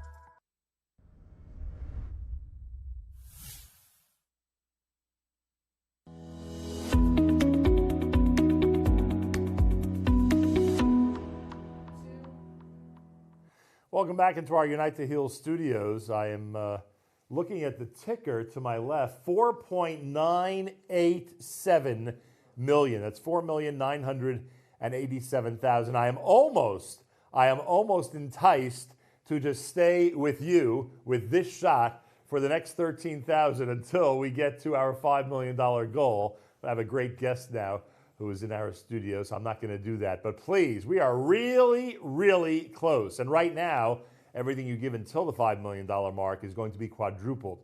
So give and give generously. One more check, 4,900,000 and almost 88,000. So about 12,000 to go before we hit our goal, and it would be amazing to do so in the next few minutes. Rabbi Elchanan Zone is with us. He's in our studio. He's director of the Vada Rabbanim of Queens, Chevra Kadisha, and founder and director of NASC, the National Association of Chevros Kadisha. He is a renowned authority on Jewish burial, a world-renowned halachic expert on matters of afterlife care. Rabbi Zone's expertise is sought out by Rabbanim, Chevros Kadisha, crisis management organizations, and funeral and cemetery directors throughout the world to ensure the highest levels of Kavod HaMeis. Rabbi Zone, a pleasure to reunite with you here for Amudim. Thank you for inviting me. It's a tremendous zechus, a tremendous privilege to be able to give chizuk and give back a little bit of what Amudim gave me and the entire Klal Yisrael. In the area of Chevra Kadisha, Amudim has really been in the forefront in so many different ways that the community needs to be so appreciative of, and unfortunately many people have no knowledge of because they don't have the need. Well, that's why you're here, because I'm curious and I need to know the types of, I know you're involved in a lot of situations. Some of them we'd call crazy situations because of the speed with which they need to be done and the circumstances that they're undertaken. But when Amudim calls, give us a typical example of why they may be calling you. Well, it's really, I'll be very honest with you, it's me who calls Amudim much more often than Amudim is calling me. Amudim might call me with help about a cemetery that they need to get to open at a late hour or something along those lines, or maybe just some knowledge that I might have of someone they need to contact, whatever it is. Right. But in terms of hands-on involvement, it's much more frequent that I'm actually calling Amudim, certainly these days, than Amudim is calling me. Amudim is just an unbelievable organization. I think what impresses me most about Amudim is the extent of care that they provide. They go beyond. You know, I often say that chesed is one of these things that we say every morning, actually, after we say the Birchas HaTorah, we say, Elu dvarim she'ein lehem shir. There are certain things that have no limit. And chesed is one of those few things. Now, we think about things that have no limit. We think of some of the things that Amudim does, which is, you know, without limit. I mean, they will go to fight in government offices. They'll go and fight anybody and everybody to make sure, whether it's airports, airlines, whatever it may be, just to make sure that things get done. But I think, and those are heroic, and those are huge. And maybe no one else can do some of those things. But the fact is that when we say that chesed does not have a shear, has no measure, it also means at the lower end. It's every little thing is part of what chesed is. It's the little things. And I think what has really made Amudim stand out in so many ways is that they are careful about those little things, how a family is going to react, how is something news going to be broken to them, what can they do to make sure that the family will have less stress, less pain, less worry, whatever it may be. And that's part of their mission. And it has been, actually hard to see what has been accomplished, hard to believe that what has been accomplished in really a very short time. I mean, we go back a long way. I mean, I remember Tzvi from a long time ago, and I remember when his father was the go-to guy in the early days. He was working with Cuomo at the time, and he was the police, chaplain. And I would turn to him. We would do a lot of things together. But he certainly knows how to get it done, as does Tzvi. Rabbi Zone, I have a major announcement to make, which I'm going to do in a moment. But first, I just want you to communicate to those who are watching and listening why it's so important to support Amudim tonight. Okay, Amudim is there to really support the community when anyone needs them. Last night, my organization, actually Motzai Shabbos, we had a big event. Shabbos Vayechi is our national Shabbos, and what we focus on are the things that people need to do to prepare for end of life, and they never do. Well, Amudim is really there to pick up the pieces when people don't prepare. And there are a lot of things that people don't necessarily do in advance, even if it means not having a passport when they know that there's a kever in Eretz Yisrael, and so on and so forth. A lot of times during COVID where we couldn't prepare because with things that we couldn't prepare for. But the fact is, Amudim is there to pick up the pieces whenever necessary, certainly in the area of Chevra Kadisha, whether it's getting all the paperwork done so that they can be able to get the core done as immediately as possible. And again, taking care of the family and everyone else. Rabbi Zone and I encourage everybody to support Amudim all through the night. We have heard of multitudes of reasons why you should support. And here, Rabbi Zone gives us his perspective as the national head of the Association of Chevros Kadisha. Everybody out there, let's support Amudim and do so as generously as possible. And now we are joined by Tzvi Gluck, who is here on set with a major announcement. I'm actually going to steal his thunder and let everybody know that Baruch Hashem, we have achieved the goal for Amudim of $5 million. If you look at your screen, it does deserve a round of applause. And I love the confetti that's being tossed around. and in celebration of this great event, Tzvi, Mazel Tov. Mazel Tov to you and the entire organization. And really, I'm going to say Mazel Tov to Klal Yisrael on this accomplishment. Absolutely. It is a very big Mazel Tov to Klal Yisrael. And it's also a very big testament when you see the amount of people that made the donations. A few thousand donors. That means they're giving a voice for those who historically have not been heard. But I actually have an even more special announcement. So now I'm going to steal my thunder back. Go for it. We found out about 3 minutes ago, so thank you to my staff, that actually a group of donors have actually contacted us and let us know that we are going into a bonus round, which historically we have never done. Right. We always call it quits when we hit the number. Right. But we are going up to $6 million with a 3-to-1 match. So the match is actually continuing until $6 million in a bonus round. And by the way, if you remember that pressure we had last year towards the last second, and now I can breathe a little. So all right, this let me is make really this exciting. Clear. Thank you, Tzvi. Let me make this clear to everybody. It was unclear what would be regarding how matching would work once we hit $5 million. It was unclear. Weren't sure exactly how it would work. Maybe a double match, who knows? Well, we have great news. It's a triple match, which means everything between now and $6 million, everything between now and the $6 million goal is going to be triple match. Now, I'm not going to do all the math, but you get the point, everybody. $30 is $90, and $100 is $300, et cetera, et cetera. And that goes all the way until we hit $6 million. We are officially in the bonus round, confetti and all. We are officially in the bonus round, marching towards $6 million. Tzvi Gluck, is there anything else you'd like to add as we now cross over from our goal to the bonus round? I'm going to go back and continue working the phones and keep trying to get even more money, because every dollar that we bring in means another dollar we can use to help someone in need. You know, it's interesting how many insiders, board members, and outsiders, people you work with but don't know the inner workings of the organization, all said tonight how every single dollar is utilized so well by the Amudim organization. That's a big testimony to you and your staff.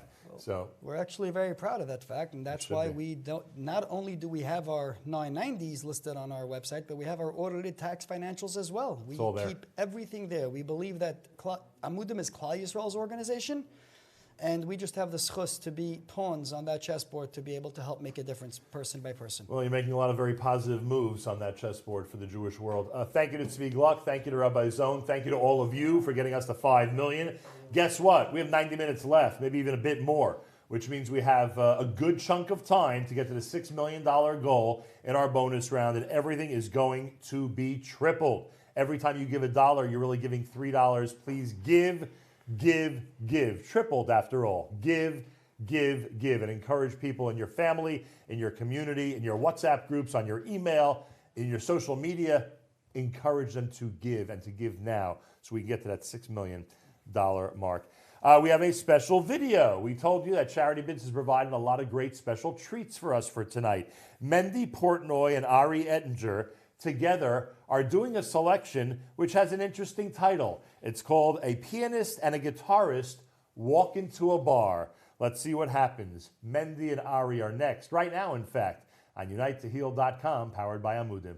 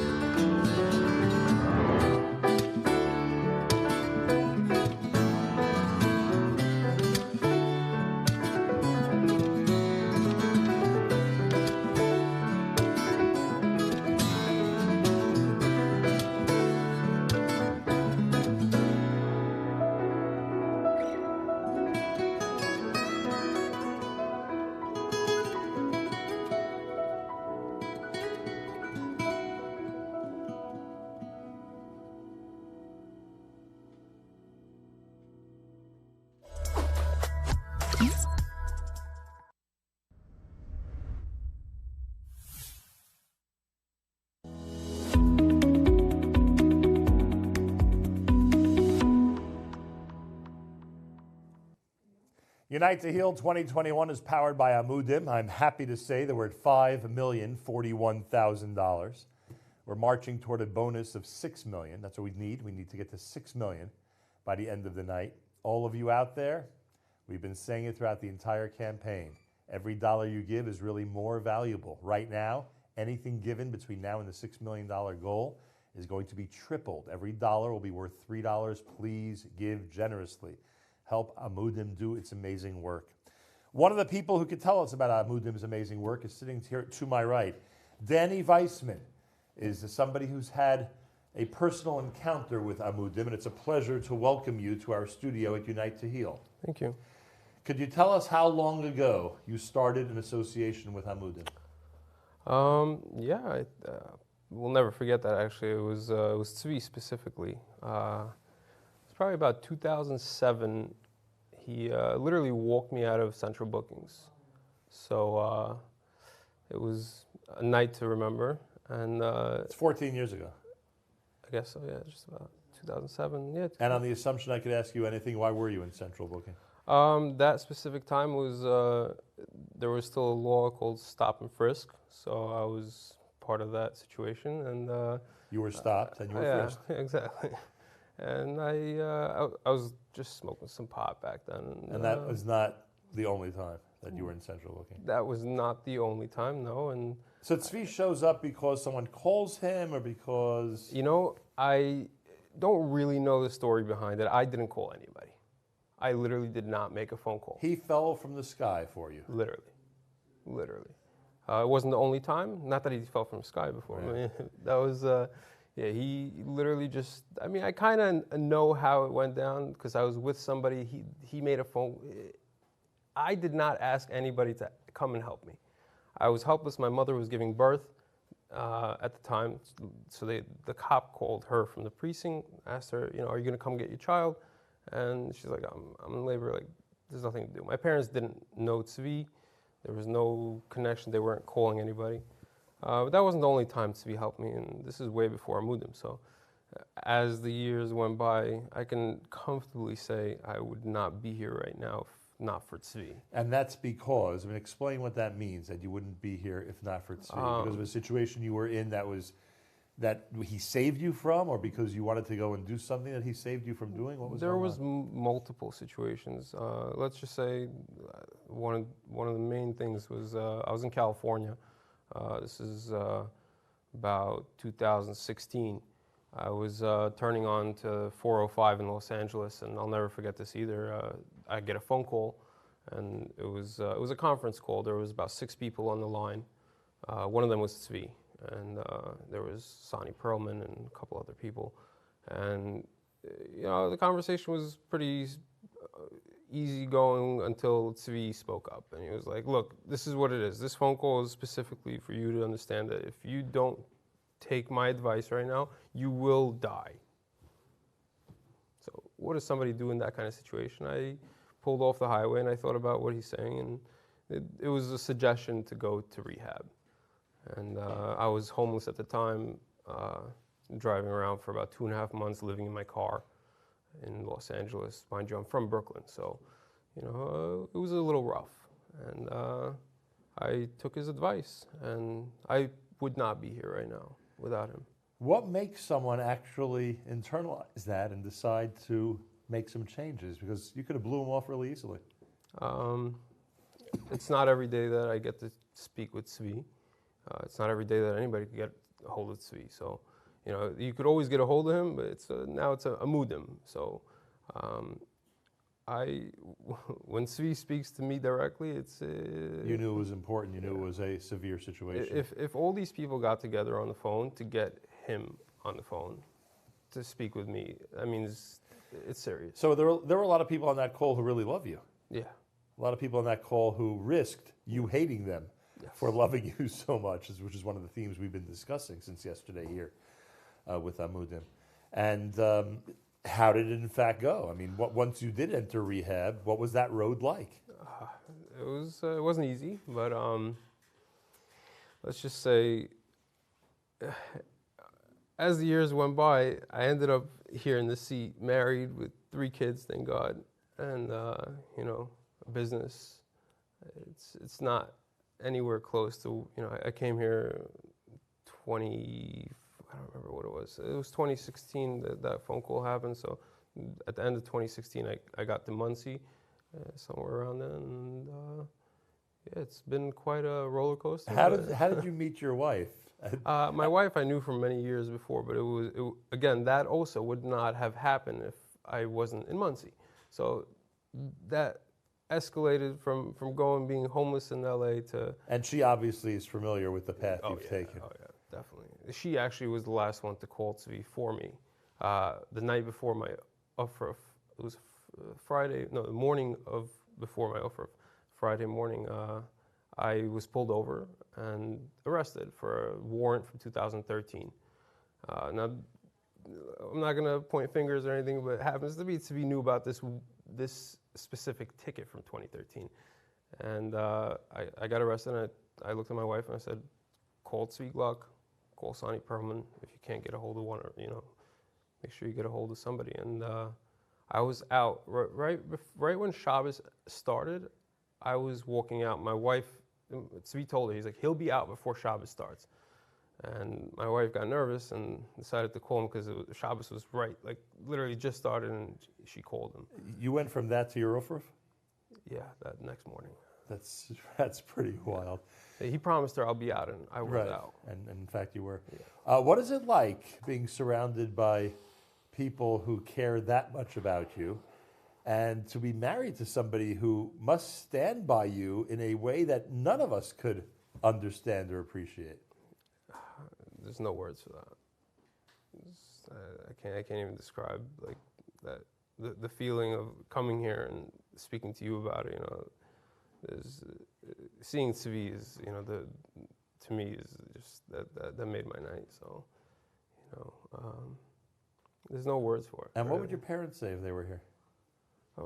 They've seen it progress, and actually Tzvi helped my mother go to Israel during both my grandparents both my grandfathers passed away during this last year, and my mother needed to go to Israel, and that was it's also always another Tzvi, right? Yeah, it's always called Tzvi, Tzvi. It's David, and Right. it's Amudim now. There's no, if there's any question related to travel or any, it's just.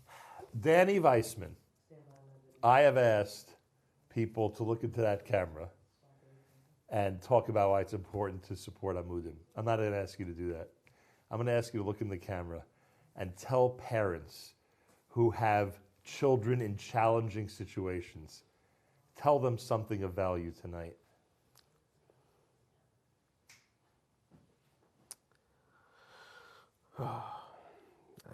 Again, there's no words to describe how grateful I am for Amudim, for Tzvi. And what would you say to a parent, though, who has a child in a challenging situation? Would you encourage them to stick with them? Would you encourage them to shower them with love? 100%. My kids are young, so it's hard for me to come up with words to tell a child right now, but I feel like I'm a child myself. So I would definitely put all my trust in the system. The system, you build it. The trust, the love. Just stick with them. Just be on their side. Right. Don't go against them. Stay with them. Stay with them and be there at their side.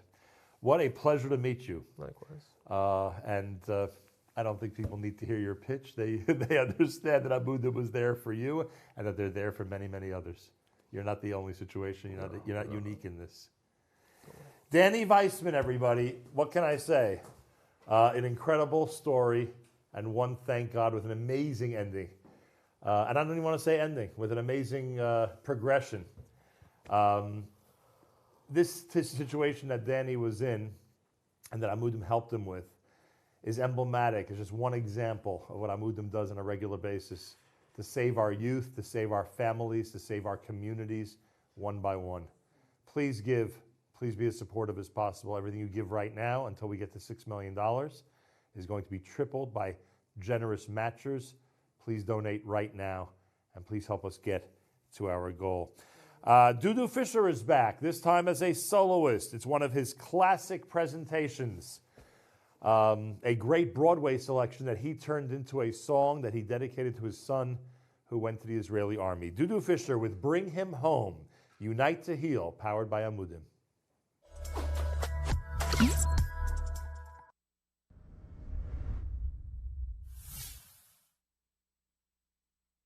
Hi everyone, my name is Dudu Fisher, and I'm honored to be a part of this wonderful event in support of Amudim.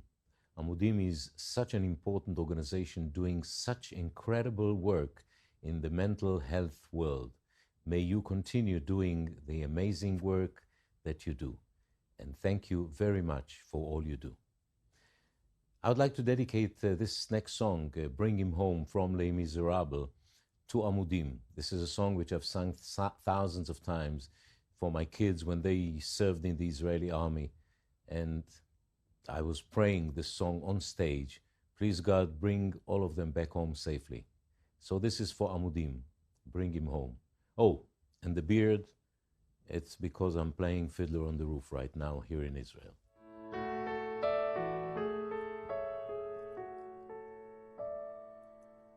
God on high,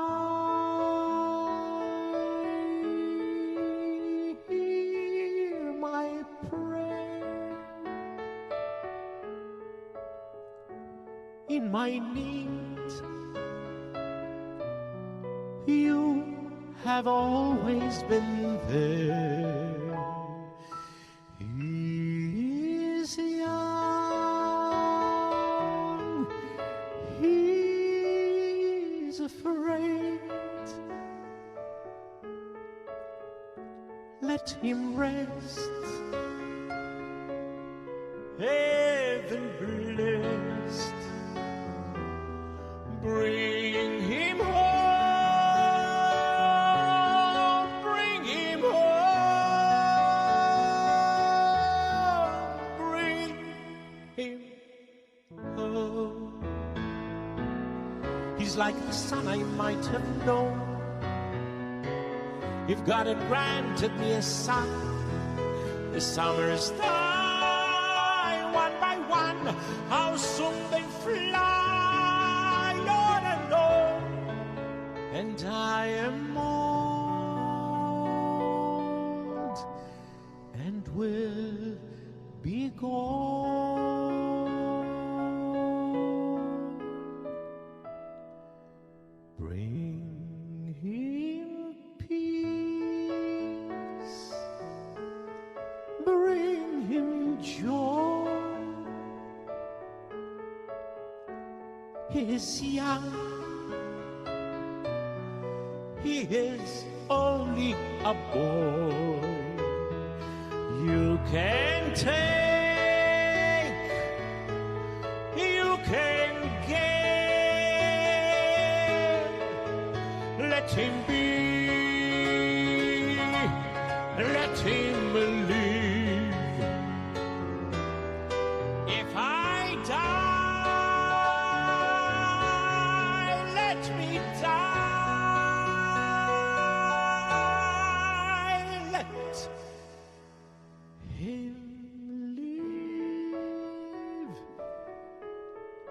Bring him home, bring him home, bring him home.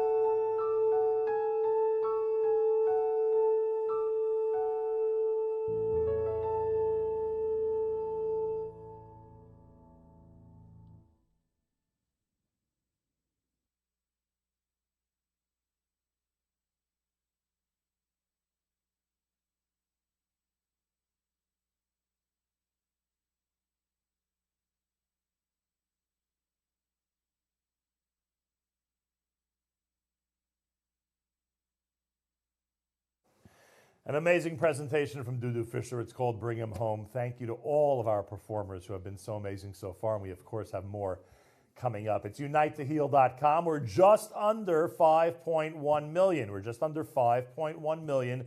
Everything that's given now until the $6 million mark is going to be tripled by generous matchers. Please give generously. Please support Amudim, and please do so ASAP. Rabbi Benny Fisher, who is a wonderful friend, is the head of Magen Lacholeh in Yerushalayim, a world-renowned organization that provides medical support to people in Israel and around the globe. Rabbi Fisher doesn't just provide medical referrals, but actively helps people navigate the medical system. Amudim and Magen Lacholeh actively work together to make the impossible possible, because there are no borders in a medical crisis. Rabbi Benny Fisher, shalom, and welcome to the show.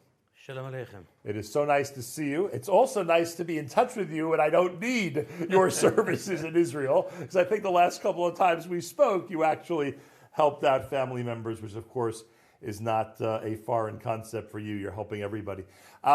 So just so people understand, Magen Lacholeh started as a small referral, trying to help people organization, and really became one of the most important medical referral organizations in Israel. How did that happen? I'm sorry. Now the case, and we are in a rush on the time to help Amudim. Oh.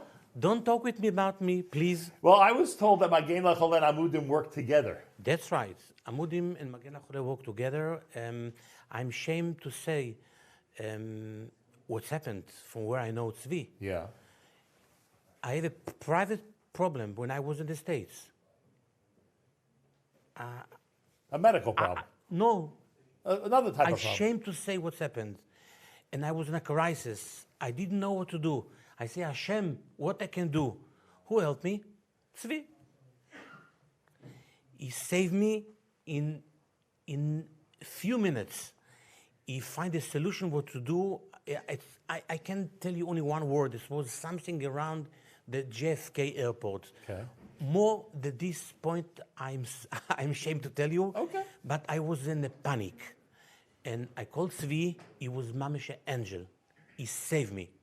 And this is the welcome that I know Tzvi and Amudim. And now the two organizations, when necessary, do in fact work together, right? If there's a situation you can help with. When I have a problem, I know Tzvi and I know Amudim. That's it. And especially the last 2 years with the COVID, with the crisis with people, that people need to help to come to Israel or to go out from Israel. To be honest with you, the sensitive address, the sensitive place, and the 24/7 place was Amudim and Tzvi. Each problem, each family from the States that they have a problem, Amudim. Right. Each family that they have a crisis with sick people, chas v'sholem, to come to a levaya, again Amudim. Somebody needs to have so many problems the last 24 months. Okay, and I don't see it didn't end. You see, I don't know how you got here. You know, we're a red country. I don't know how they let you in here. I know, so I promised you from tomorrow night, Tzvi cannot sleep anymore. That's it, until he gets you back to Israel. Yes, Huh? yes. I have a feeling you're not joking about that. Rabbi Benny Fisher is here, Magen Lacholeh. And also people, they have the problem in the family, right, with drugs, with abuse.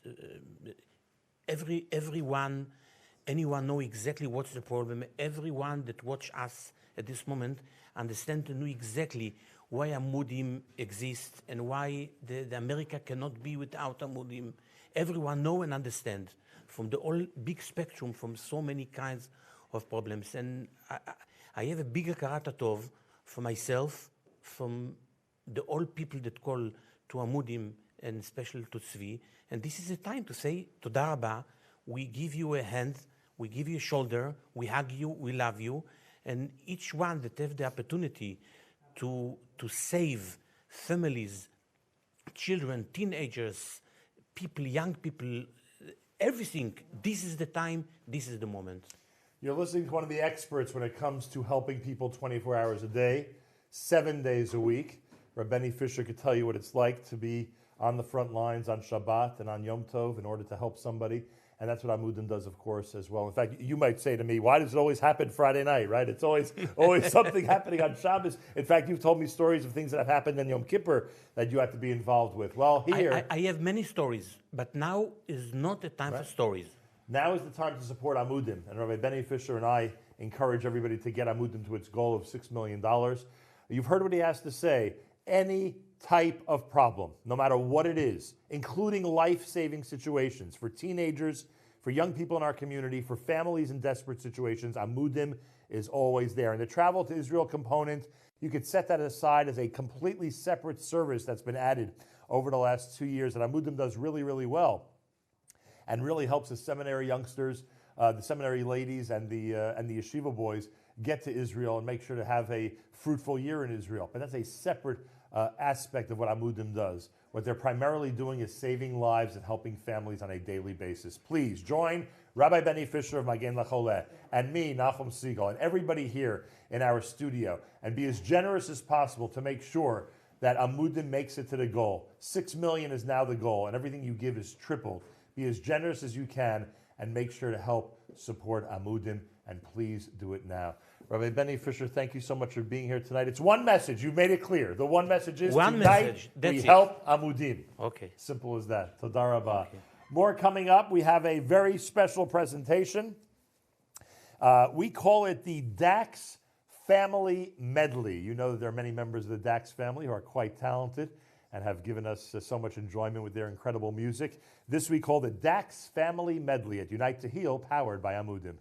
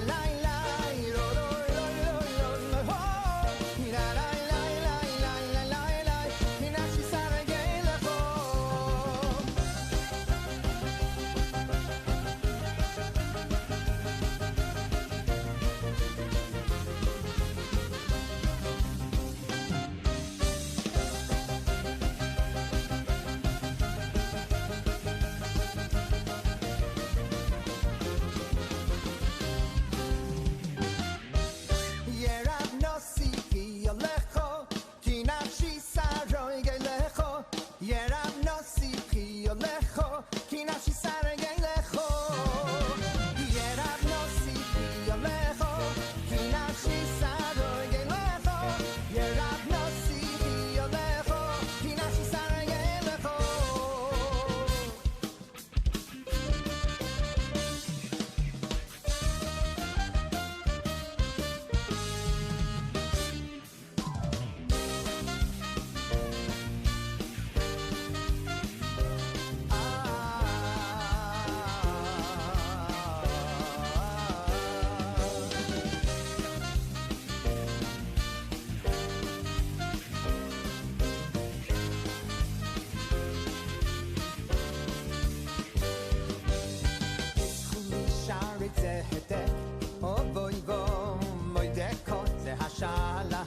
Tzadikim yovoyu vo Yizchuli shari tzedek yovoyu vo Moideko ze hashala Hashem Tzadikim yovoyu vo Ze hashala Hashem Tzadikim yovoyu vo Ze hashala Hashem Tzadikim yovoyu vo Ze hashala Hashem Tzadikim yovoyu vo Ze hashala Hashem Tzadikim yovoyu vo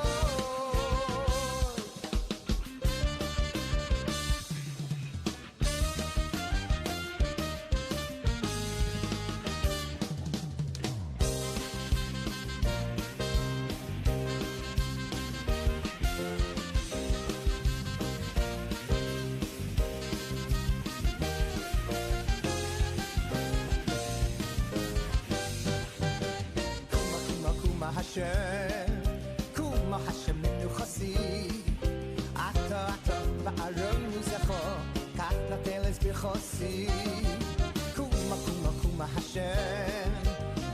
Hashem menuchasi Ata va'aron muzecho Kach nateles b'chosi Oy oy tzoma nafshi el Hashem Yemal esoivo asomai Hele odim esoinai Kehilel veloich nishamai Hoy tzoma nafshi el Hashem Yemal esoivo asomai Hele odim esoinai Kehilel veloich nishamai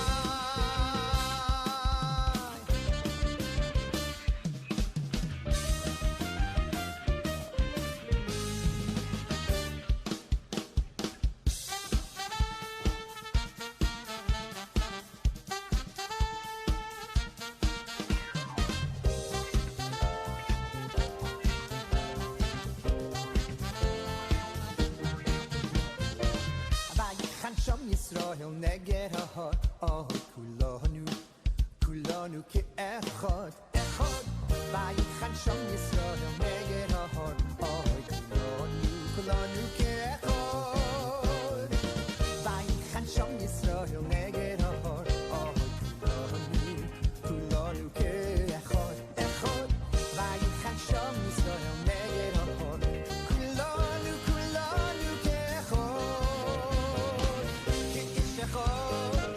Oy belay vechod vayichan sham Yisrael neged ha'hot Kishechod Oy belay vechod Kulom ke'echod Amudim zelaze kishechod Oy belay vechod vayichan sham Yisrael neged ha'hot Kishechod Oy belay vechod Kulom ke'echod Arevim zeloze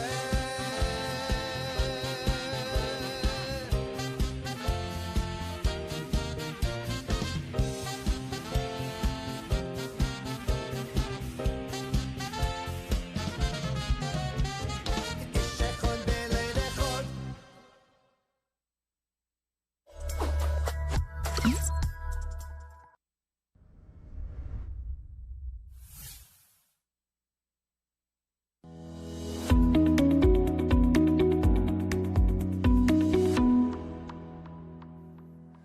Unite to Heal is powered by Amudim. A big thank you to the Dax family for that special treat. And I can report that we are now at $319,000, getting closer and closer to the new goal of $6 million.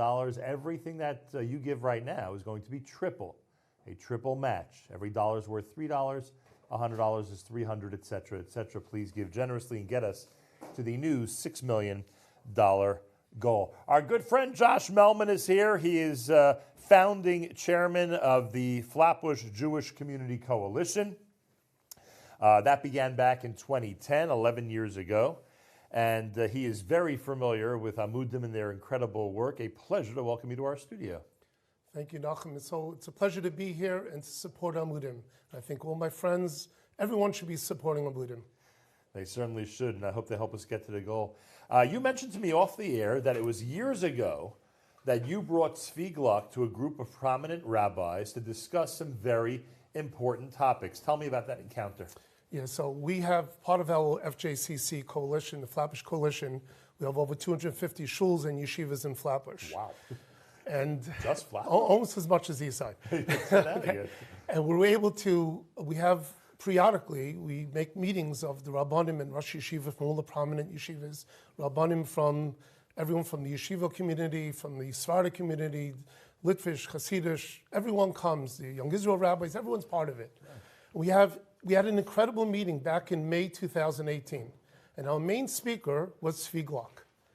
And he blew the crowd away. The Rabbanim, the Chashav Rabbanim, Rosh Yeshivas from every yeshiva were there, and they were amazed at the work that Tzvi is doing, that Amudim is doing. And I could tell you that it started the conversation going in many different shuls, many different parts of the community. Can I assume that some were horrified by what he had to say, frankly? I mean, some very sensitive situations he brought up, I bet. Right, it was an off-the-record meeting, obviously, what was discussed, and Tzvi was very open and very forthcoming, and there were a lot of very tough discussions and a lot of important questions, but a lot of very good things came out of it. Wow. The Flatbush community is grateful to Amudim, grateful to Tzvi Gluck. Well, the truth is that conversation either started or was expanded because of that meeting, that it was, in fact, a worthwhile meeting. You also said to me that you have a memory of when the Mirach Yeshiva passed away, that there was necessary intervention for certain things going on. What happened then? So I'll tell you, thanks for reminding me about that, Nachum. Tzvi Gluck and I go back decades, and I've worked with his father many times over the years and watched Tzvi growing up and really replicating and expanding on his father's incredible activities to help Klal Yisrael, individuals and the tzibur and the general Klal. Tzvi has incredible connections. He built relationships with NYPD, with Port Authority, with city and state governments and federal government authorities, which are invaluable, not just for our community in Flatbush, but for Klal Yisrael, everyone all around. And as we've seen through Amudim in the last COVID period, what he's accomplished. So let me tell you a story. About 13 years ago, 2008, my Rosh Yeshiva, Rosh Shmuel Berman, the Rosh Yeshiva Mir Yeshiva passed away. It was Nifter. It was Sunday. We had a Monday morning Levaya, early morning Levaya. We had to catch a flight to Eretz Yisrael. We booked probably, it must have been 25, 30 people who booked the entire first class section, business class section, going to Eretz Yisrael. All of a sudden, we found out that probably a quarter of the family members and some of the rabbis and even business leaders who wanted to come along, Talmidim of the Rosh Yeshiva, didn't have passports because they were expiring within 6 months, or we couldn't, for whatever reasons, couldn't get on the flight. One called to Tzvi Gluck, and he was incredible. I still remember Sunday night, on a Sunday. The night before. The night before. Tzvi was there I still remember one of Rosh Yeshiva's homes taking pictures for their passport. Okay? Monday morning, I was the MC at the Levaya, and I still remember I was standing up front, and in runs Tzvi Gluck, like a half hour before Levaya is over, with a bunch of passports. Here's the passports for the people getting on the plane today. On a Sunday night. This is what Tzvi Gluck is all about. And he and Amudim have been doing that And they've been doing it ever since in an incredible way. I could tell you stories about Tzvi going back. He's a close friend, a good friend for so many years. I could tell you stories about Tzvi. When I called him up, I still remember people, thank God, Baruch Hashem, the rules have changed and they don't pull over people and take away because they have an expired license. Right. People's licenses used to get expired. Right. They got arrested. I've had someone in jail, calls me up in Flatbush, and What are you going to do? A prominent person in the community makes no difference who it is, actually. A person's in jail, and it comes in, and he was arrested early in the morning for driving. He didn't know his license expired. They arrested him. He doesn't have tefillin in jail. It's going to be past his man. Days going on till he gets a judge, till he get a hearing, till he get out. One call at Tzviglok. Within an hour, tefillin were there, kosher food was there. That's Tzviglok. And that's what Amudim is based on. Selflessness and helping the community. Whether it be a Flatbush community or Klal Yisrael Or in anywhere. general. Anywhere. Please encourage everyone to give and help us get to the goal. Yes, please, I encourage all my friends, all my relatives, everybody who's listening, everyone in Klal Yisrael should pick up the phone or go online and donate. Whatever you think you've donated to Amudim, double it. Amudim deserves the help, needs the help, and we encourage you to give as much as you can. A big thank you to Josh Melman and a big thank you to everybody who has been contributing so far. We are at $5.325 million, and we're trying to get to $6 million as quickly as possible. Every single donation is going to be tripled. Every single donation is going to be tripled until we get to $6 million. Please give and give generously right now. It's a very, very, very important cause in a very, very important final hour. This is it. This is the final hour of the broadcast, and we're asking everybody to please be as generous as possible. It is a pleasure to welcome onto our set Rabbi Avi Kahan. Rabbi Avi Kahan is founder and Rosh Beis Din of the Beis Din Vad Hadin V'Hora and the Rav of Congregation Kal in New City, New York. Raised in the Monsey area and finds himself now active in many very difficult and special situations.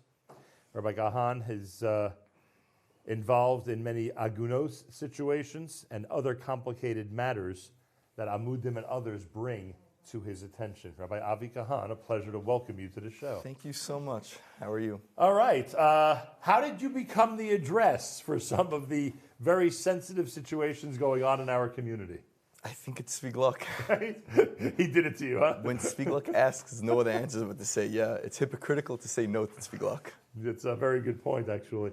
I mentioned Agunot, and everyone obviously knows how sensitive those situations are. What else is brought to your desk? What are the types of things that are going on out there? A lot of cases dealing with divorce that has to deal, or that coincides with what a lot of the work that Amudim is doing. If it's a case that a couple's getting divorced because of abuse, financial abuse, emotional abuse, mental health awareness, trauma in the family, and Amudim is usually our go-to place when we discuss what's going on with somebody. Right, I can understand that. Sometimes do you want to, I don't know if it's your job, your position, your responsibility to counsel people in these situations, but sometimes you must sit there wanting to give some harsh words or strong words to people in these situations, especially when children are involved. You'd love to see them either work things out or go in a different direction. Does that sometimes become frustrating? It becomes frustrating, and I'll tell you the truth, without Amudim, it would even be more frustrating. And I want to explain why. Without awareness that there's some deep underlying issues to people's behavior, I would look at everyone's behavior at face value. Right. I think Amudim brought awareness, especially to someone like myself or to Klal Yisrael as a whole, that whatever you're looking at, know there might be some deep, horrific story that led to this event. I look at Amudim as the software of a lot of people's companies. They're the neshama, the inside of what's going on. A lot of us deal with the outside. What should we tell them halachically to do? Do you go to Beis Din? Do you go to court? Amudim is bringing the awareness of what's going inside in people's heads. And they help everyone and tell everybody where to go and how to guide people based on trauma that's causing people to act in a certain way. Wow. Boy, that's one way of putting it. You know why we're here tonight? We're here to support Amudim. We're here to make sure that they have the ability to continue to go strong and to continue to go on, frankly. What would you say to this audience is the reason that they should be so generous and make sure they get us to our goal?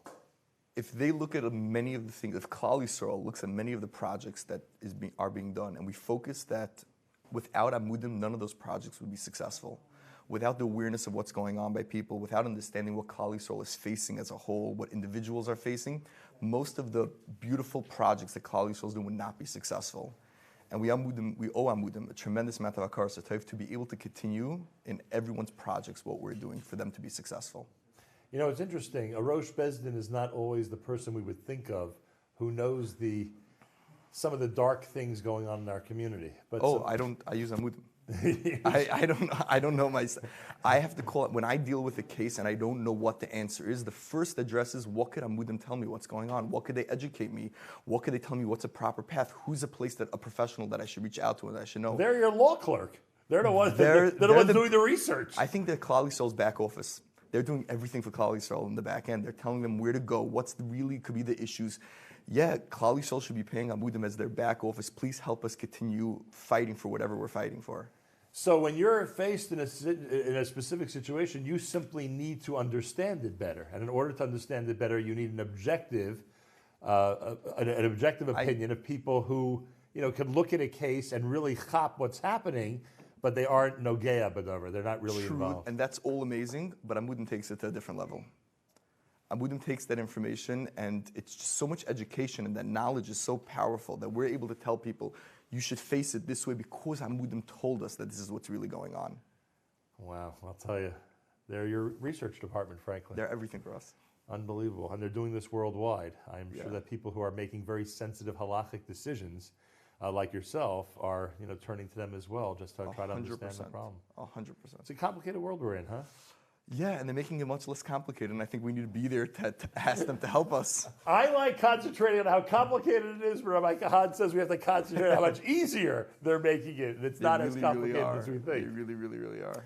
Well, I appreciate you joining us, and hopefully we're going to get to the goal tonight, and continued success with all your very holy and important work. Yeah, and I wish everybody success in everything they do, and really, we really need to help out Amudim. We really need to be there for them. No question about it. And every dollar, I'm sure Rabbi Kahan agrees with me, every dollar is utilized to help the community in whatever way possible, and to help individuals and families in a very, very strong, supportive manner. And now we need you to respond in a strong, supportive manner by giving as generously as you can.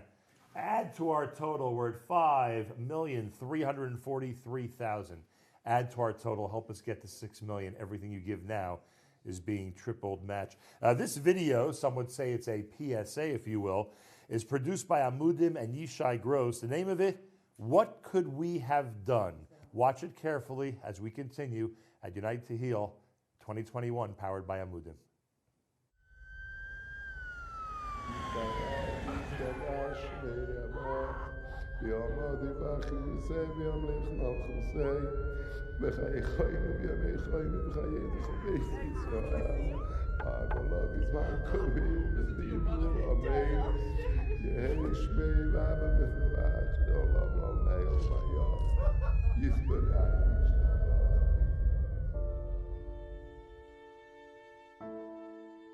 This is my family. They're in so much pain, so full of unimaginable hurt and grief. And they're grieving for me. And underneath it, they're all wondering the same thing. What could we have done? Could we have helped him more? Could we have been better educated? Could he have been? Could that have stopped him from overdosing?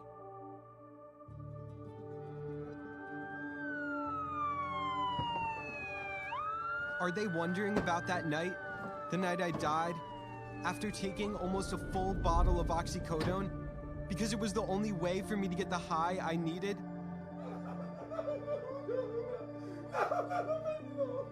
Could Narcan training have saved me?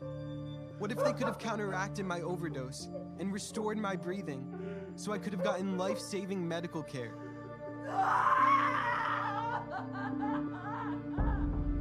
What if our shuls and our communities were better prepared to deal with kids like me who are struggling? Or maybe a couple of weeks ago, when my addiction had become so intense, I was taking a handful of pills almost every 2 hours because taking fewer wasn't working anymore. It wasn't only about me getting high. It was about keeping myself from getting sick. Maybe someone could have helped me then. Excuse me. I was so lost in my addiction that I was barely home anymore. I'd isolated myself from my family. Weeks before that, I was hanging out with my new friends.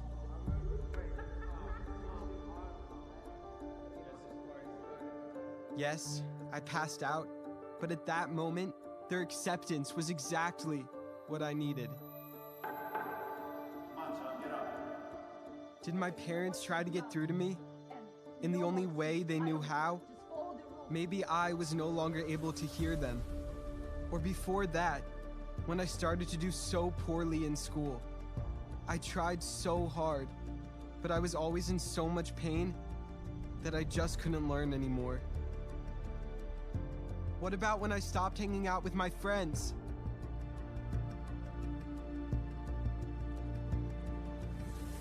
Or when I bought my first batch of pills online from an illegal pharmacy? Or when I acted erratically Right? And we were talking. This is her in class, you guys. and would have highs This is her every day. During class. and lows. Did you know what would happen next? Is anyone wondering about that? Or when I began stealing pills from family and friends because I had gotten addicted?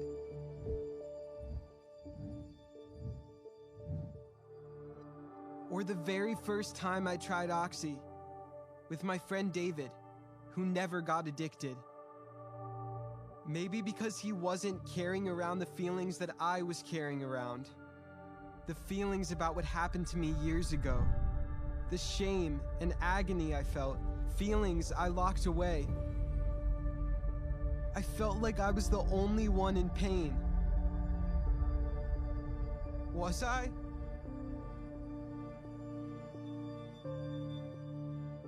Did you know something was bothering me? If I had spoken up and come to you, would you have believed me?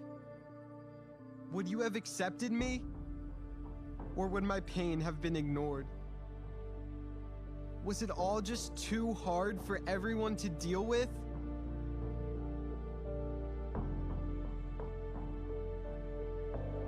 What could I have done? What could you have done? What could we have done?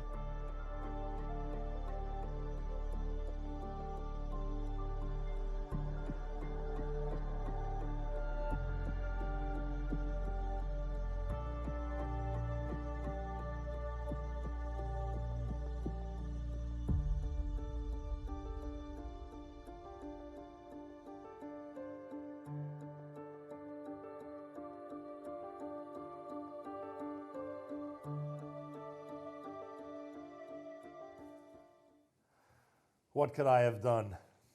It's a question, and one that was answered powerfully in that video. One of the things we could do right now is support Amudim.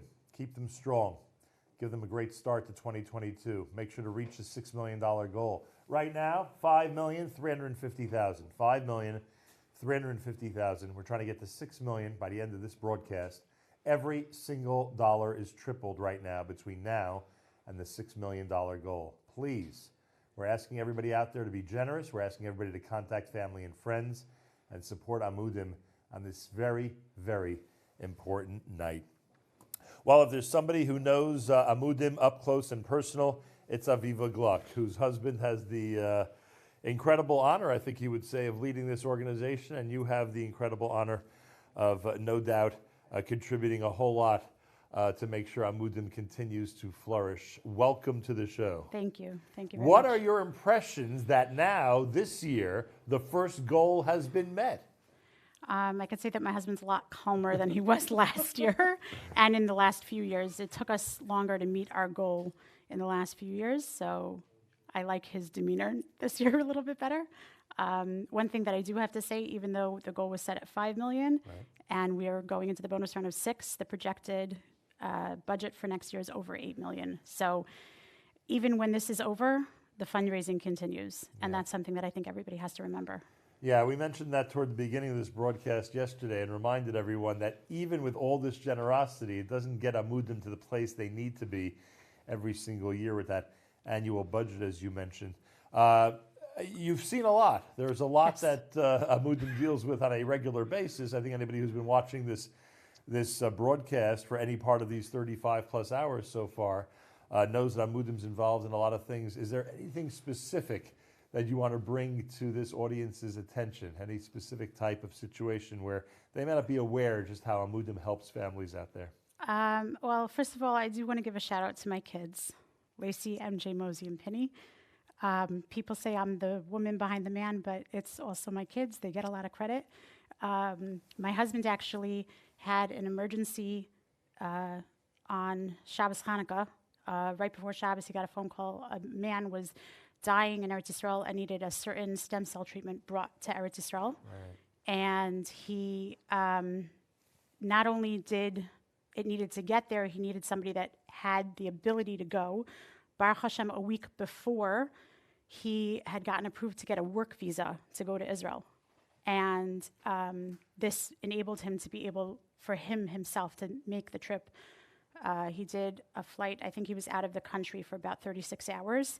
And on the last night of Hanukkah, we were on the way to my in-laws to Crown Heights, to Borough Park, and we were driving through Crown Heights, and we happened by Grand Army Plaza, and we stopped to watch the menorah lighting there. And as we pulled away on the way to my in-laws, the song came on from Miami Boys Choir, Kol Mi Oskim Tzorchei Tzibur Be'emunah, and I explained to my kids that just like Tati gets schar for helping everybody, that they also get the schar. So I think that that is very important to remember. It certainly that, is. That we're all a part of this. And you would say that to any family whose parents are involved in chesed constantly. All of the Amudim families, all of the people that are giving, every penny counts. I was saying before, my daughter's been fundraising like crazy this whole day today, even though she's sick with the flu at home.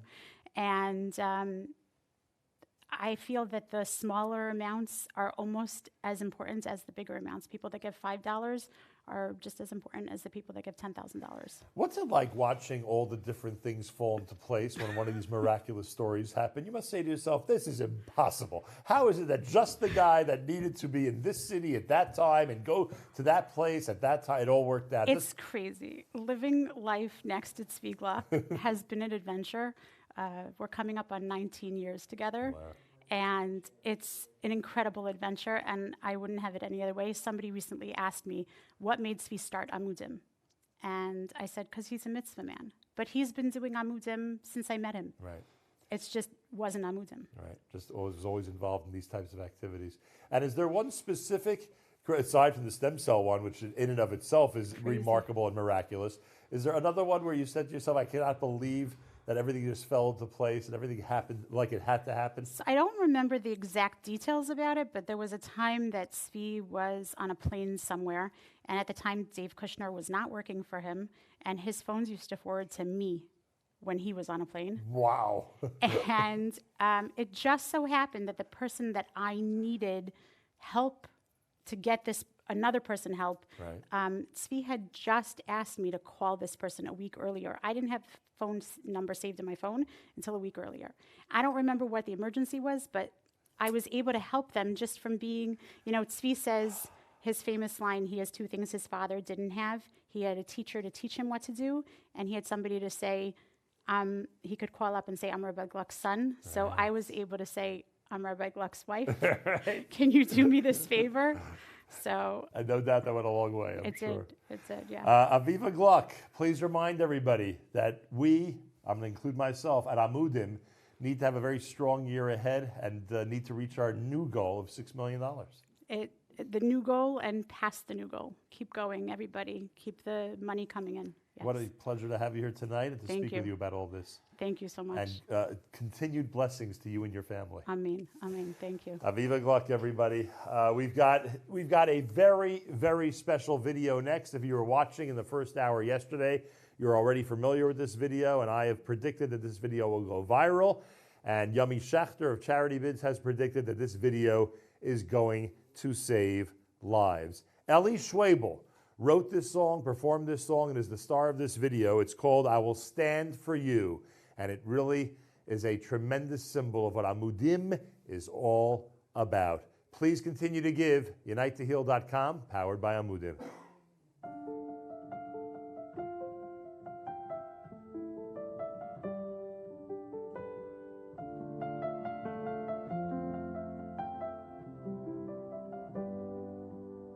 I can see it in your eyes. was something you were hiding, you were holding deep inside, you were fighting on your own. All the nights you went to bed, under covers you were crying, with his words inside your head, he stole your innocence. So when you feel like hope is lost and you don't know where to go or who to call, I will stand for you. We can face the world together if we raise our voice and make the choice to learn to live again. I will stand for you when you need me more than ever. We will face the truth and find a new way through. I will stand for you.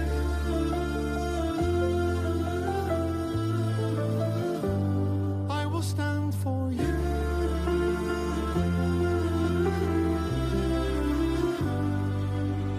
For as long as you remember, you had troubles on your mind. At the bottom of the bottle, you left them all behind.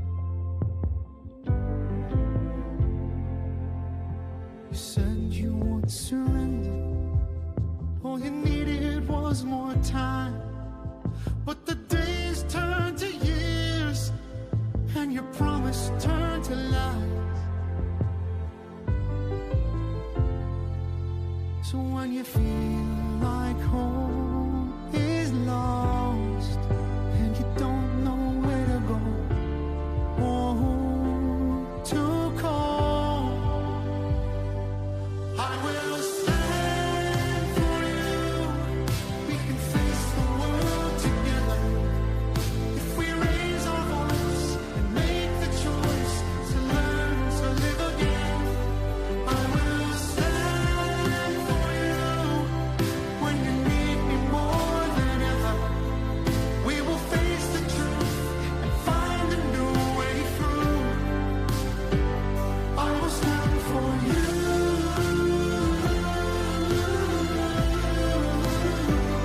I will stand for you.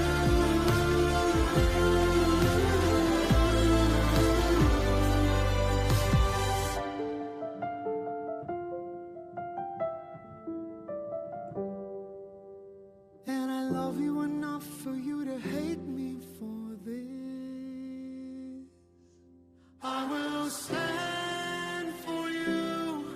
We can face the world together if we raise our voice and make the choice to learn to live again. I will stand for you when you need me more than ever. We will face the truth and find a new way through. We will stand for you.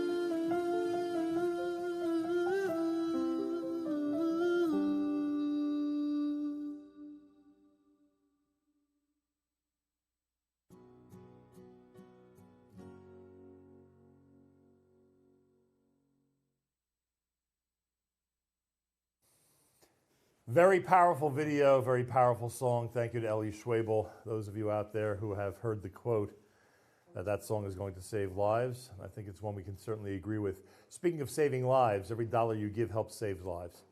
Giving to Amudim, supporting Amudim's work, helps save lives. And right now, 5,360,000 is where we're at, 5,360,000. We're trying to get to $6 million by the top of the hour. Can you help us do it? I think you can, and I think you will. So please, everything you give right now is tripled. Every single dollar is triple matched 3 times. $100 is really 300. Please do the math. Understand just how much you're giving every time you give a donation, and help us get to the bonus round goal of $6 million. Tzvi Gluck is back on set. He's, of course, the founder of Amudim on this very special night where we get to thank people around the world for being there for Amudim. And it's funny, earlier in the in the show, we were talking with different guests about things that happened this year that were added to the Amudim repertoire, so to speak. And one of our board members, one of the Amudim board members, said that every time Tzvi comes with a new project or tells us about a new angle that's happening in our community, the project's already going. Then he comes to the board and says, look, we have no choice. We have to undertake this, and we certainly have to fund it. Do you find that on a regular basis there are new initiatives that need to be introduced under the Amudim umbrella? So the answer is it's not exactly true. That means I might have a good plan and ideas of how to do it, but I'm proud to say that we really don't make any moves without the board actually voting on things and approving things, and they don't always approve everything I want. I will say that. Interesting. Sometimes I got to twist some arms, but I will say that before I talk about the new initiatives, I just need to take one second and say a very big thank you to the guiding light of Amudim, the beacon of Amudim, and the force behind Amudim, Mendy Klein, Zecharna Livracha, who, together with Moshe Wolfson, forced me into the creation of Amudim. This was after Laser Shiner pushed me to get into an organizational setup, and then, Mendy came into my life, and there was a lot of very interesting Siyata Dishmaya stories. And I have to say that I had the schus, even with all that's going on, but I had to run to Eretz Yisrael a few times for different emergencies to go to Mendy's Caver and to really daven that this year should be a success, this fundraising campaign. And I have to say that if you remember last year versus this year, and I'm a lot more calm and relaxed, and I really want to say, I really hope that I did Mendy proud. Speaking on that angle, Mendy taught me a very, very valuable lesson. Very often it's better to ask forgiveness than permission. Sometimes in life you got to take the initiative and do things, and sometimes you got to go the other way. As far as new programming, so we very much try to stay focused on what we do. The three core areas of Amudim: the clinical case management, which we spoke about both on the radio and a little bit when we started the campaign. The awareness component, the PSA videos, the things of that nature, which, you just played our newest PSA video.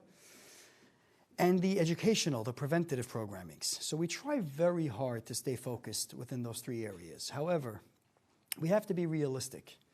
And when the entire world is in crisis and there are different needs that come up, sometimes people have to take that plunge and do it. And as we heard Dr. Zimmerman say earlier, he was originally livid at the concept of starting a support line.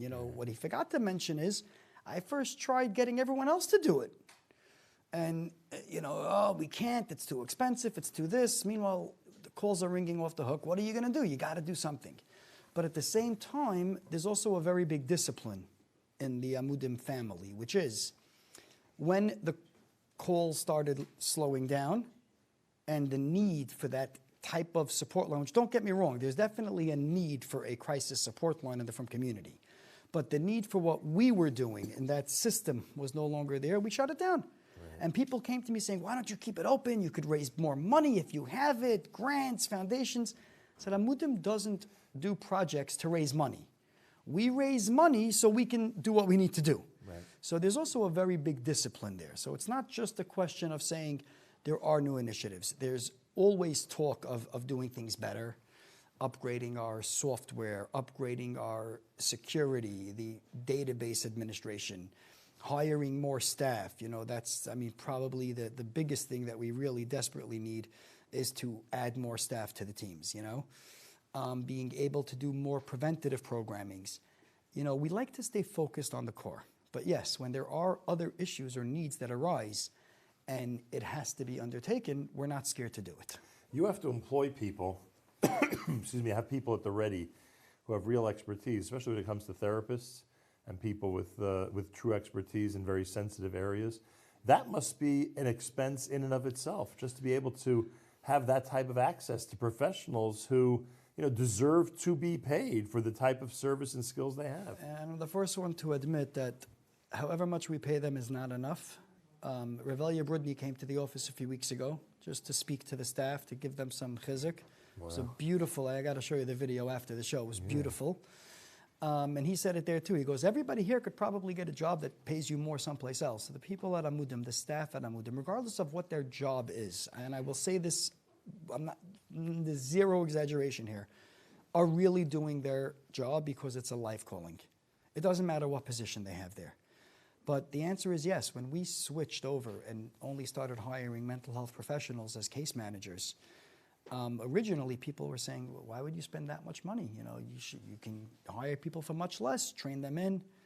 And we said, no, the difference between having somebody with a mental health degree, with a background, with experience, and them being that quarterback for the family in their most difficult time of need is such a big difference compared to the concept of just training somebody in. Now, don't get me wrong, there's a lot of training involved. I mean, you know, and a lot of people pick a certain expertise. Case managers at Amudim don't have that luxury. They got to be well-versed with addiction, with substance abuse, with sexual abuse, with, you know, all different types of, you know, related addictions. And today we have digital, whether it's technology, and then dealing with issues of suicidality, eating disorders, self-harm. They don't have the luxury of having a specific specialty. But we have the luxury of having the greatest team in the world. And I say that across the board, whether it's in Eretz Yisrael, whether it's here. We're just blessed with people that really, really care. And that's the difference. The team needs support. Now, I look right now, we're at 5,377,000. 5,377,000. We're asking everybody to help Amudim, help now, to get to the goal of 6 million. Everything you donate right now, everything you pledge, donate is tripled. It's 3 times the amount. So please be as generous as you can. Hit that donate button. Help Amudim get to the $6 million goal. You mentioned some names of lay leaders, some past and some present. What encourages them to get involved? Is it as they come across a specific situation, or a kid in their family or neighborhood who needs some help, or some are just become aware of what you do and they become enthralled with it? I think really it's more of the latter. You know, Baruch Hashem, we have a very, very, very strong leadership at Amudim, and it's really people that just care. I mean, people with heart. You know, our board members are, you know, a variety from finance people, business people, attorneys, accountants, you know, people that were in hedge funds to people that, you know, were patent attorneys. And it's really, we have a very, very, very strong leadership. And we also have a very, very strong clinical board. And, you know, we're blessed with that because they really care. You know, it's one of those things where you can't be involved in Amudim if you're not feeling it. They want to alleviate some of the pain that's out there. More importantly is they feel the pain that's out there so that they can alleviate it. Because it's not just, there's no glory. You know, a lot of organizations, there's a lot of glory involved. Oh, I'm on the board of Amudim, there's no fanfare. It's just, you know, one of those things where you really have to be in the trenches. And that's also very important because the staff also, they feel that and they realize that the board members, they really care. And that really makes a very big difference. Tzvi, the top of the hour will be in about 15 minutes. You see the numbers like I do. We're just under 5,400,000. Can we get to the goal of 6 million in the next few minutes?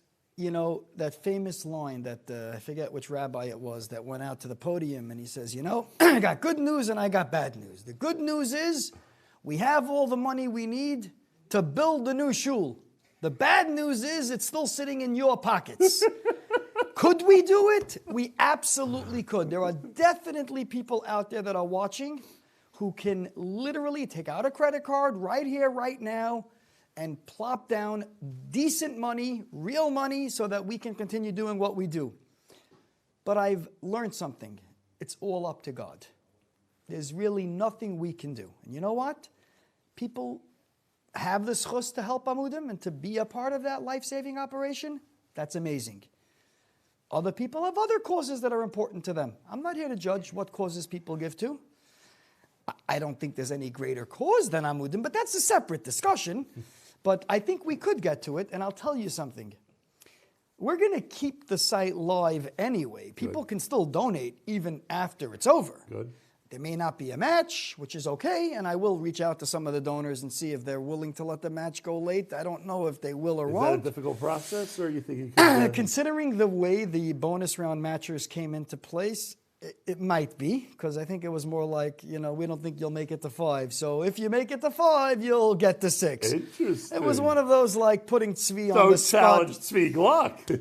Although I will say, we did beat every bar and expectation over this campaign, and that's a real testament to everybody involved. I mean, Yummy and the team, and Dove and Gabi, and just, they really, forget about I did not step up to the plate my part the way I really should have, and I want to take this opportunity and actually say I'm sorry to the people that were part of the production crew, because I had a lot going on in my life, and I was not able to devote my 100%.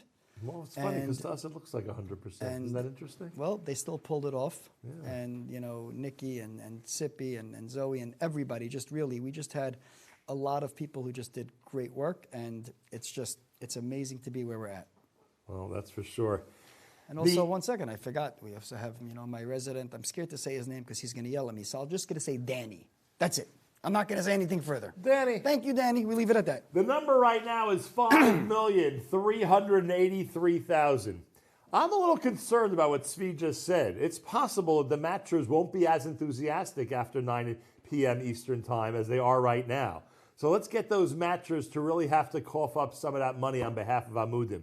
We're saying it to you straight. We've told you since yesterday that Tzvi Gluck talks and says it straight to everybody. It's because you say things straight that now the community is actually talking about issues we should have been talking about a long time ago.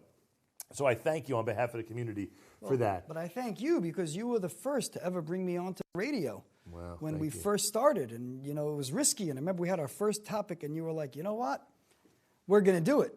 I don't know if you remember that or not, right? Well, I do recollect that there was a discussion, you and I, before that appearance, exactly how it should be handled.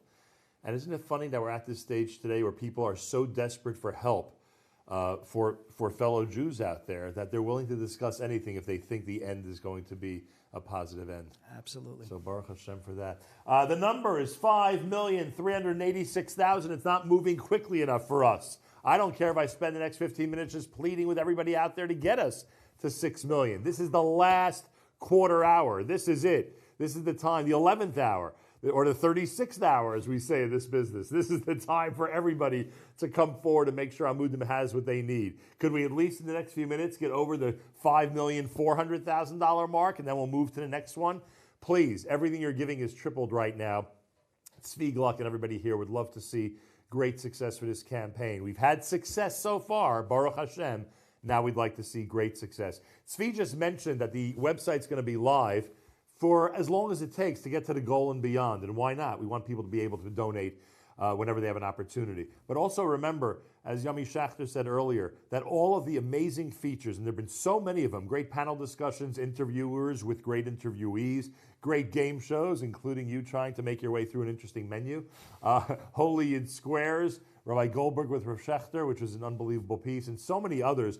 All of those are going to be available tomorrow on the website. So if you missed something live, because all of it was presented in 36 hours straight, if you missed anything live, you'll be able to go back like people did this past year and see all of these amazing performances, the music videos, and so much more. So it's all going to be there. It's all going to be there for you to devour as great content. For that alone, please give what you can and help us get to our new goal. We are now at another hurdle, 5,390,000. 5,390,000. Give what you can. Everything will be tripled. And we want to make sure Amudim gets to its new goal of $6 million. I feel that for the next 12 minutes, we really should just beg and plead with people who are watching around the world, because every single dollar is utilized to help save lives. And if every single dollar is being utilized to help save lives, we want to collect as many of those dollars as possible. So please, everybody, give and give generously. We still have, and I think we're going to go to the medley first before we do our closing, right? We're going to go to the medley first. Joey Newcomb has put together something very special. You must be, I don't know if you've had a chance to stop for a minute and see what has been presented over the last 36 hours, but you must be very proud about what Amudim has gathered with charity bids to present to everybody. So I'm extremely proud, and I got to say, last year everybody thought we were all crazy, and I thought Yummy was nuts, and there's no way this is going to happen. I got to be honest. And then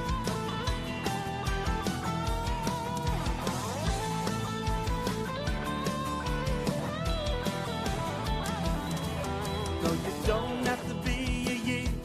know about Amudim, oh no.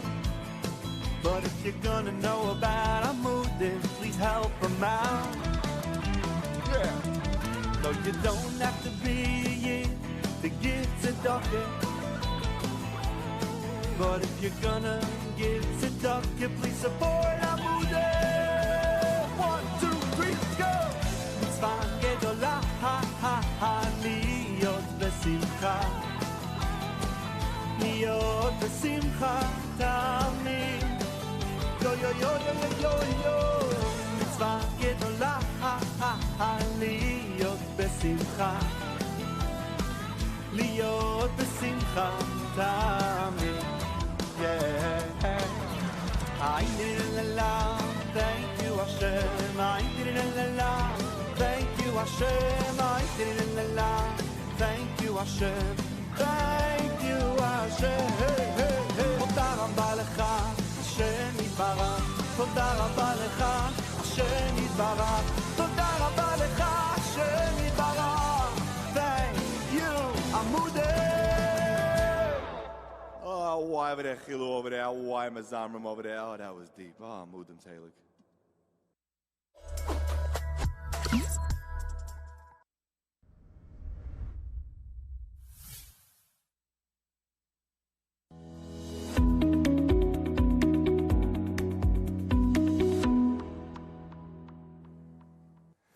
Well, thank you very much, Joey Newcomb, for that incredible Joey medley. I think we can call it an Amudim medley, frankly. We have just exceeded 5,400,000 on the way to 6 million. Remember, the website's going to be live. You'll be able to see all of the content starting tomorrow. But tonight, even after we leave the air, the website's going to be live for you to donate at unitetoheal.com. I was told that I misidentified the site earlier, so it's unitetoheal.com. Help get us to the goal. Right now, in the next 5 minutes, everything you give is being triple matched. For that alone, you should try to give right now and get us as close as possible to $5.5 million, and eventually to the $6 million mark. I want to thank the incredible production team here. What a great show. Thanks to everybody who's working all of the equipment and all the wonderful people that we've worked with again this year at Flow Motion Studios in Brooklyn, New York. I want to thank Dove for his incredible assistance. I want to thank NSN's own Miriam Wallach for her great producing. And I want to thank everybody at Amudim for inviting me and all of us here to take part in this very special occasion. Thank you to Tzvi Gluck. Thank you to the entire staff and all the wonderful volunteers. To all the professionals that are incredibly helping families and individuals, especially the young people, navigate very delicate situations. Thank you, thank you, thank you. And to all of our donors, you heard thousands of people have donated so far during this fundraiser. And we have exceeded $5,401,000. And you know the goal. The goal is 6 million. And we can attain that goal, and we will attain that goal. It may take a few days, but it's going to happen. But right now, we are celebrating the fact that our initial goal has been made and that the Unite to Heal website is going to be active to take your donations and for you to enjoy all the great content brought to you by Charity Bids over the last 36 hours. Right now, everybody, if you have not yet done so, you literally have a couple of minutes left to take advantage of the offer by the generous matchers and donors of Amudim. 3 times 1. That's what the equation is right now. Every time you give $1, you give $3 to Amudim. So if this moment you would give $100, you'd be giving $300. At this moment, if you gave $1,000, you'd be giving $3,000. Use the opportunity in this final minute before we leave the air to give to Amudim, to give as generously as possible, and keep Amudim going. This has been 36 amazing hours, and I thank all of you for tuning in. Thanks so much for making this a success for Amudim. Let us continue to support Amudim and to help families, individuals, and our Jewish youth in need all through the year with the great guidance of Tzvi Gluck and the Amudim organization. This is Nachum Siegel from Brooklyn, New York, thanking everybody around the world for watching at unitetoheal.com 2021, powered by Amudim.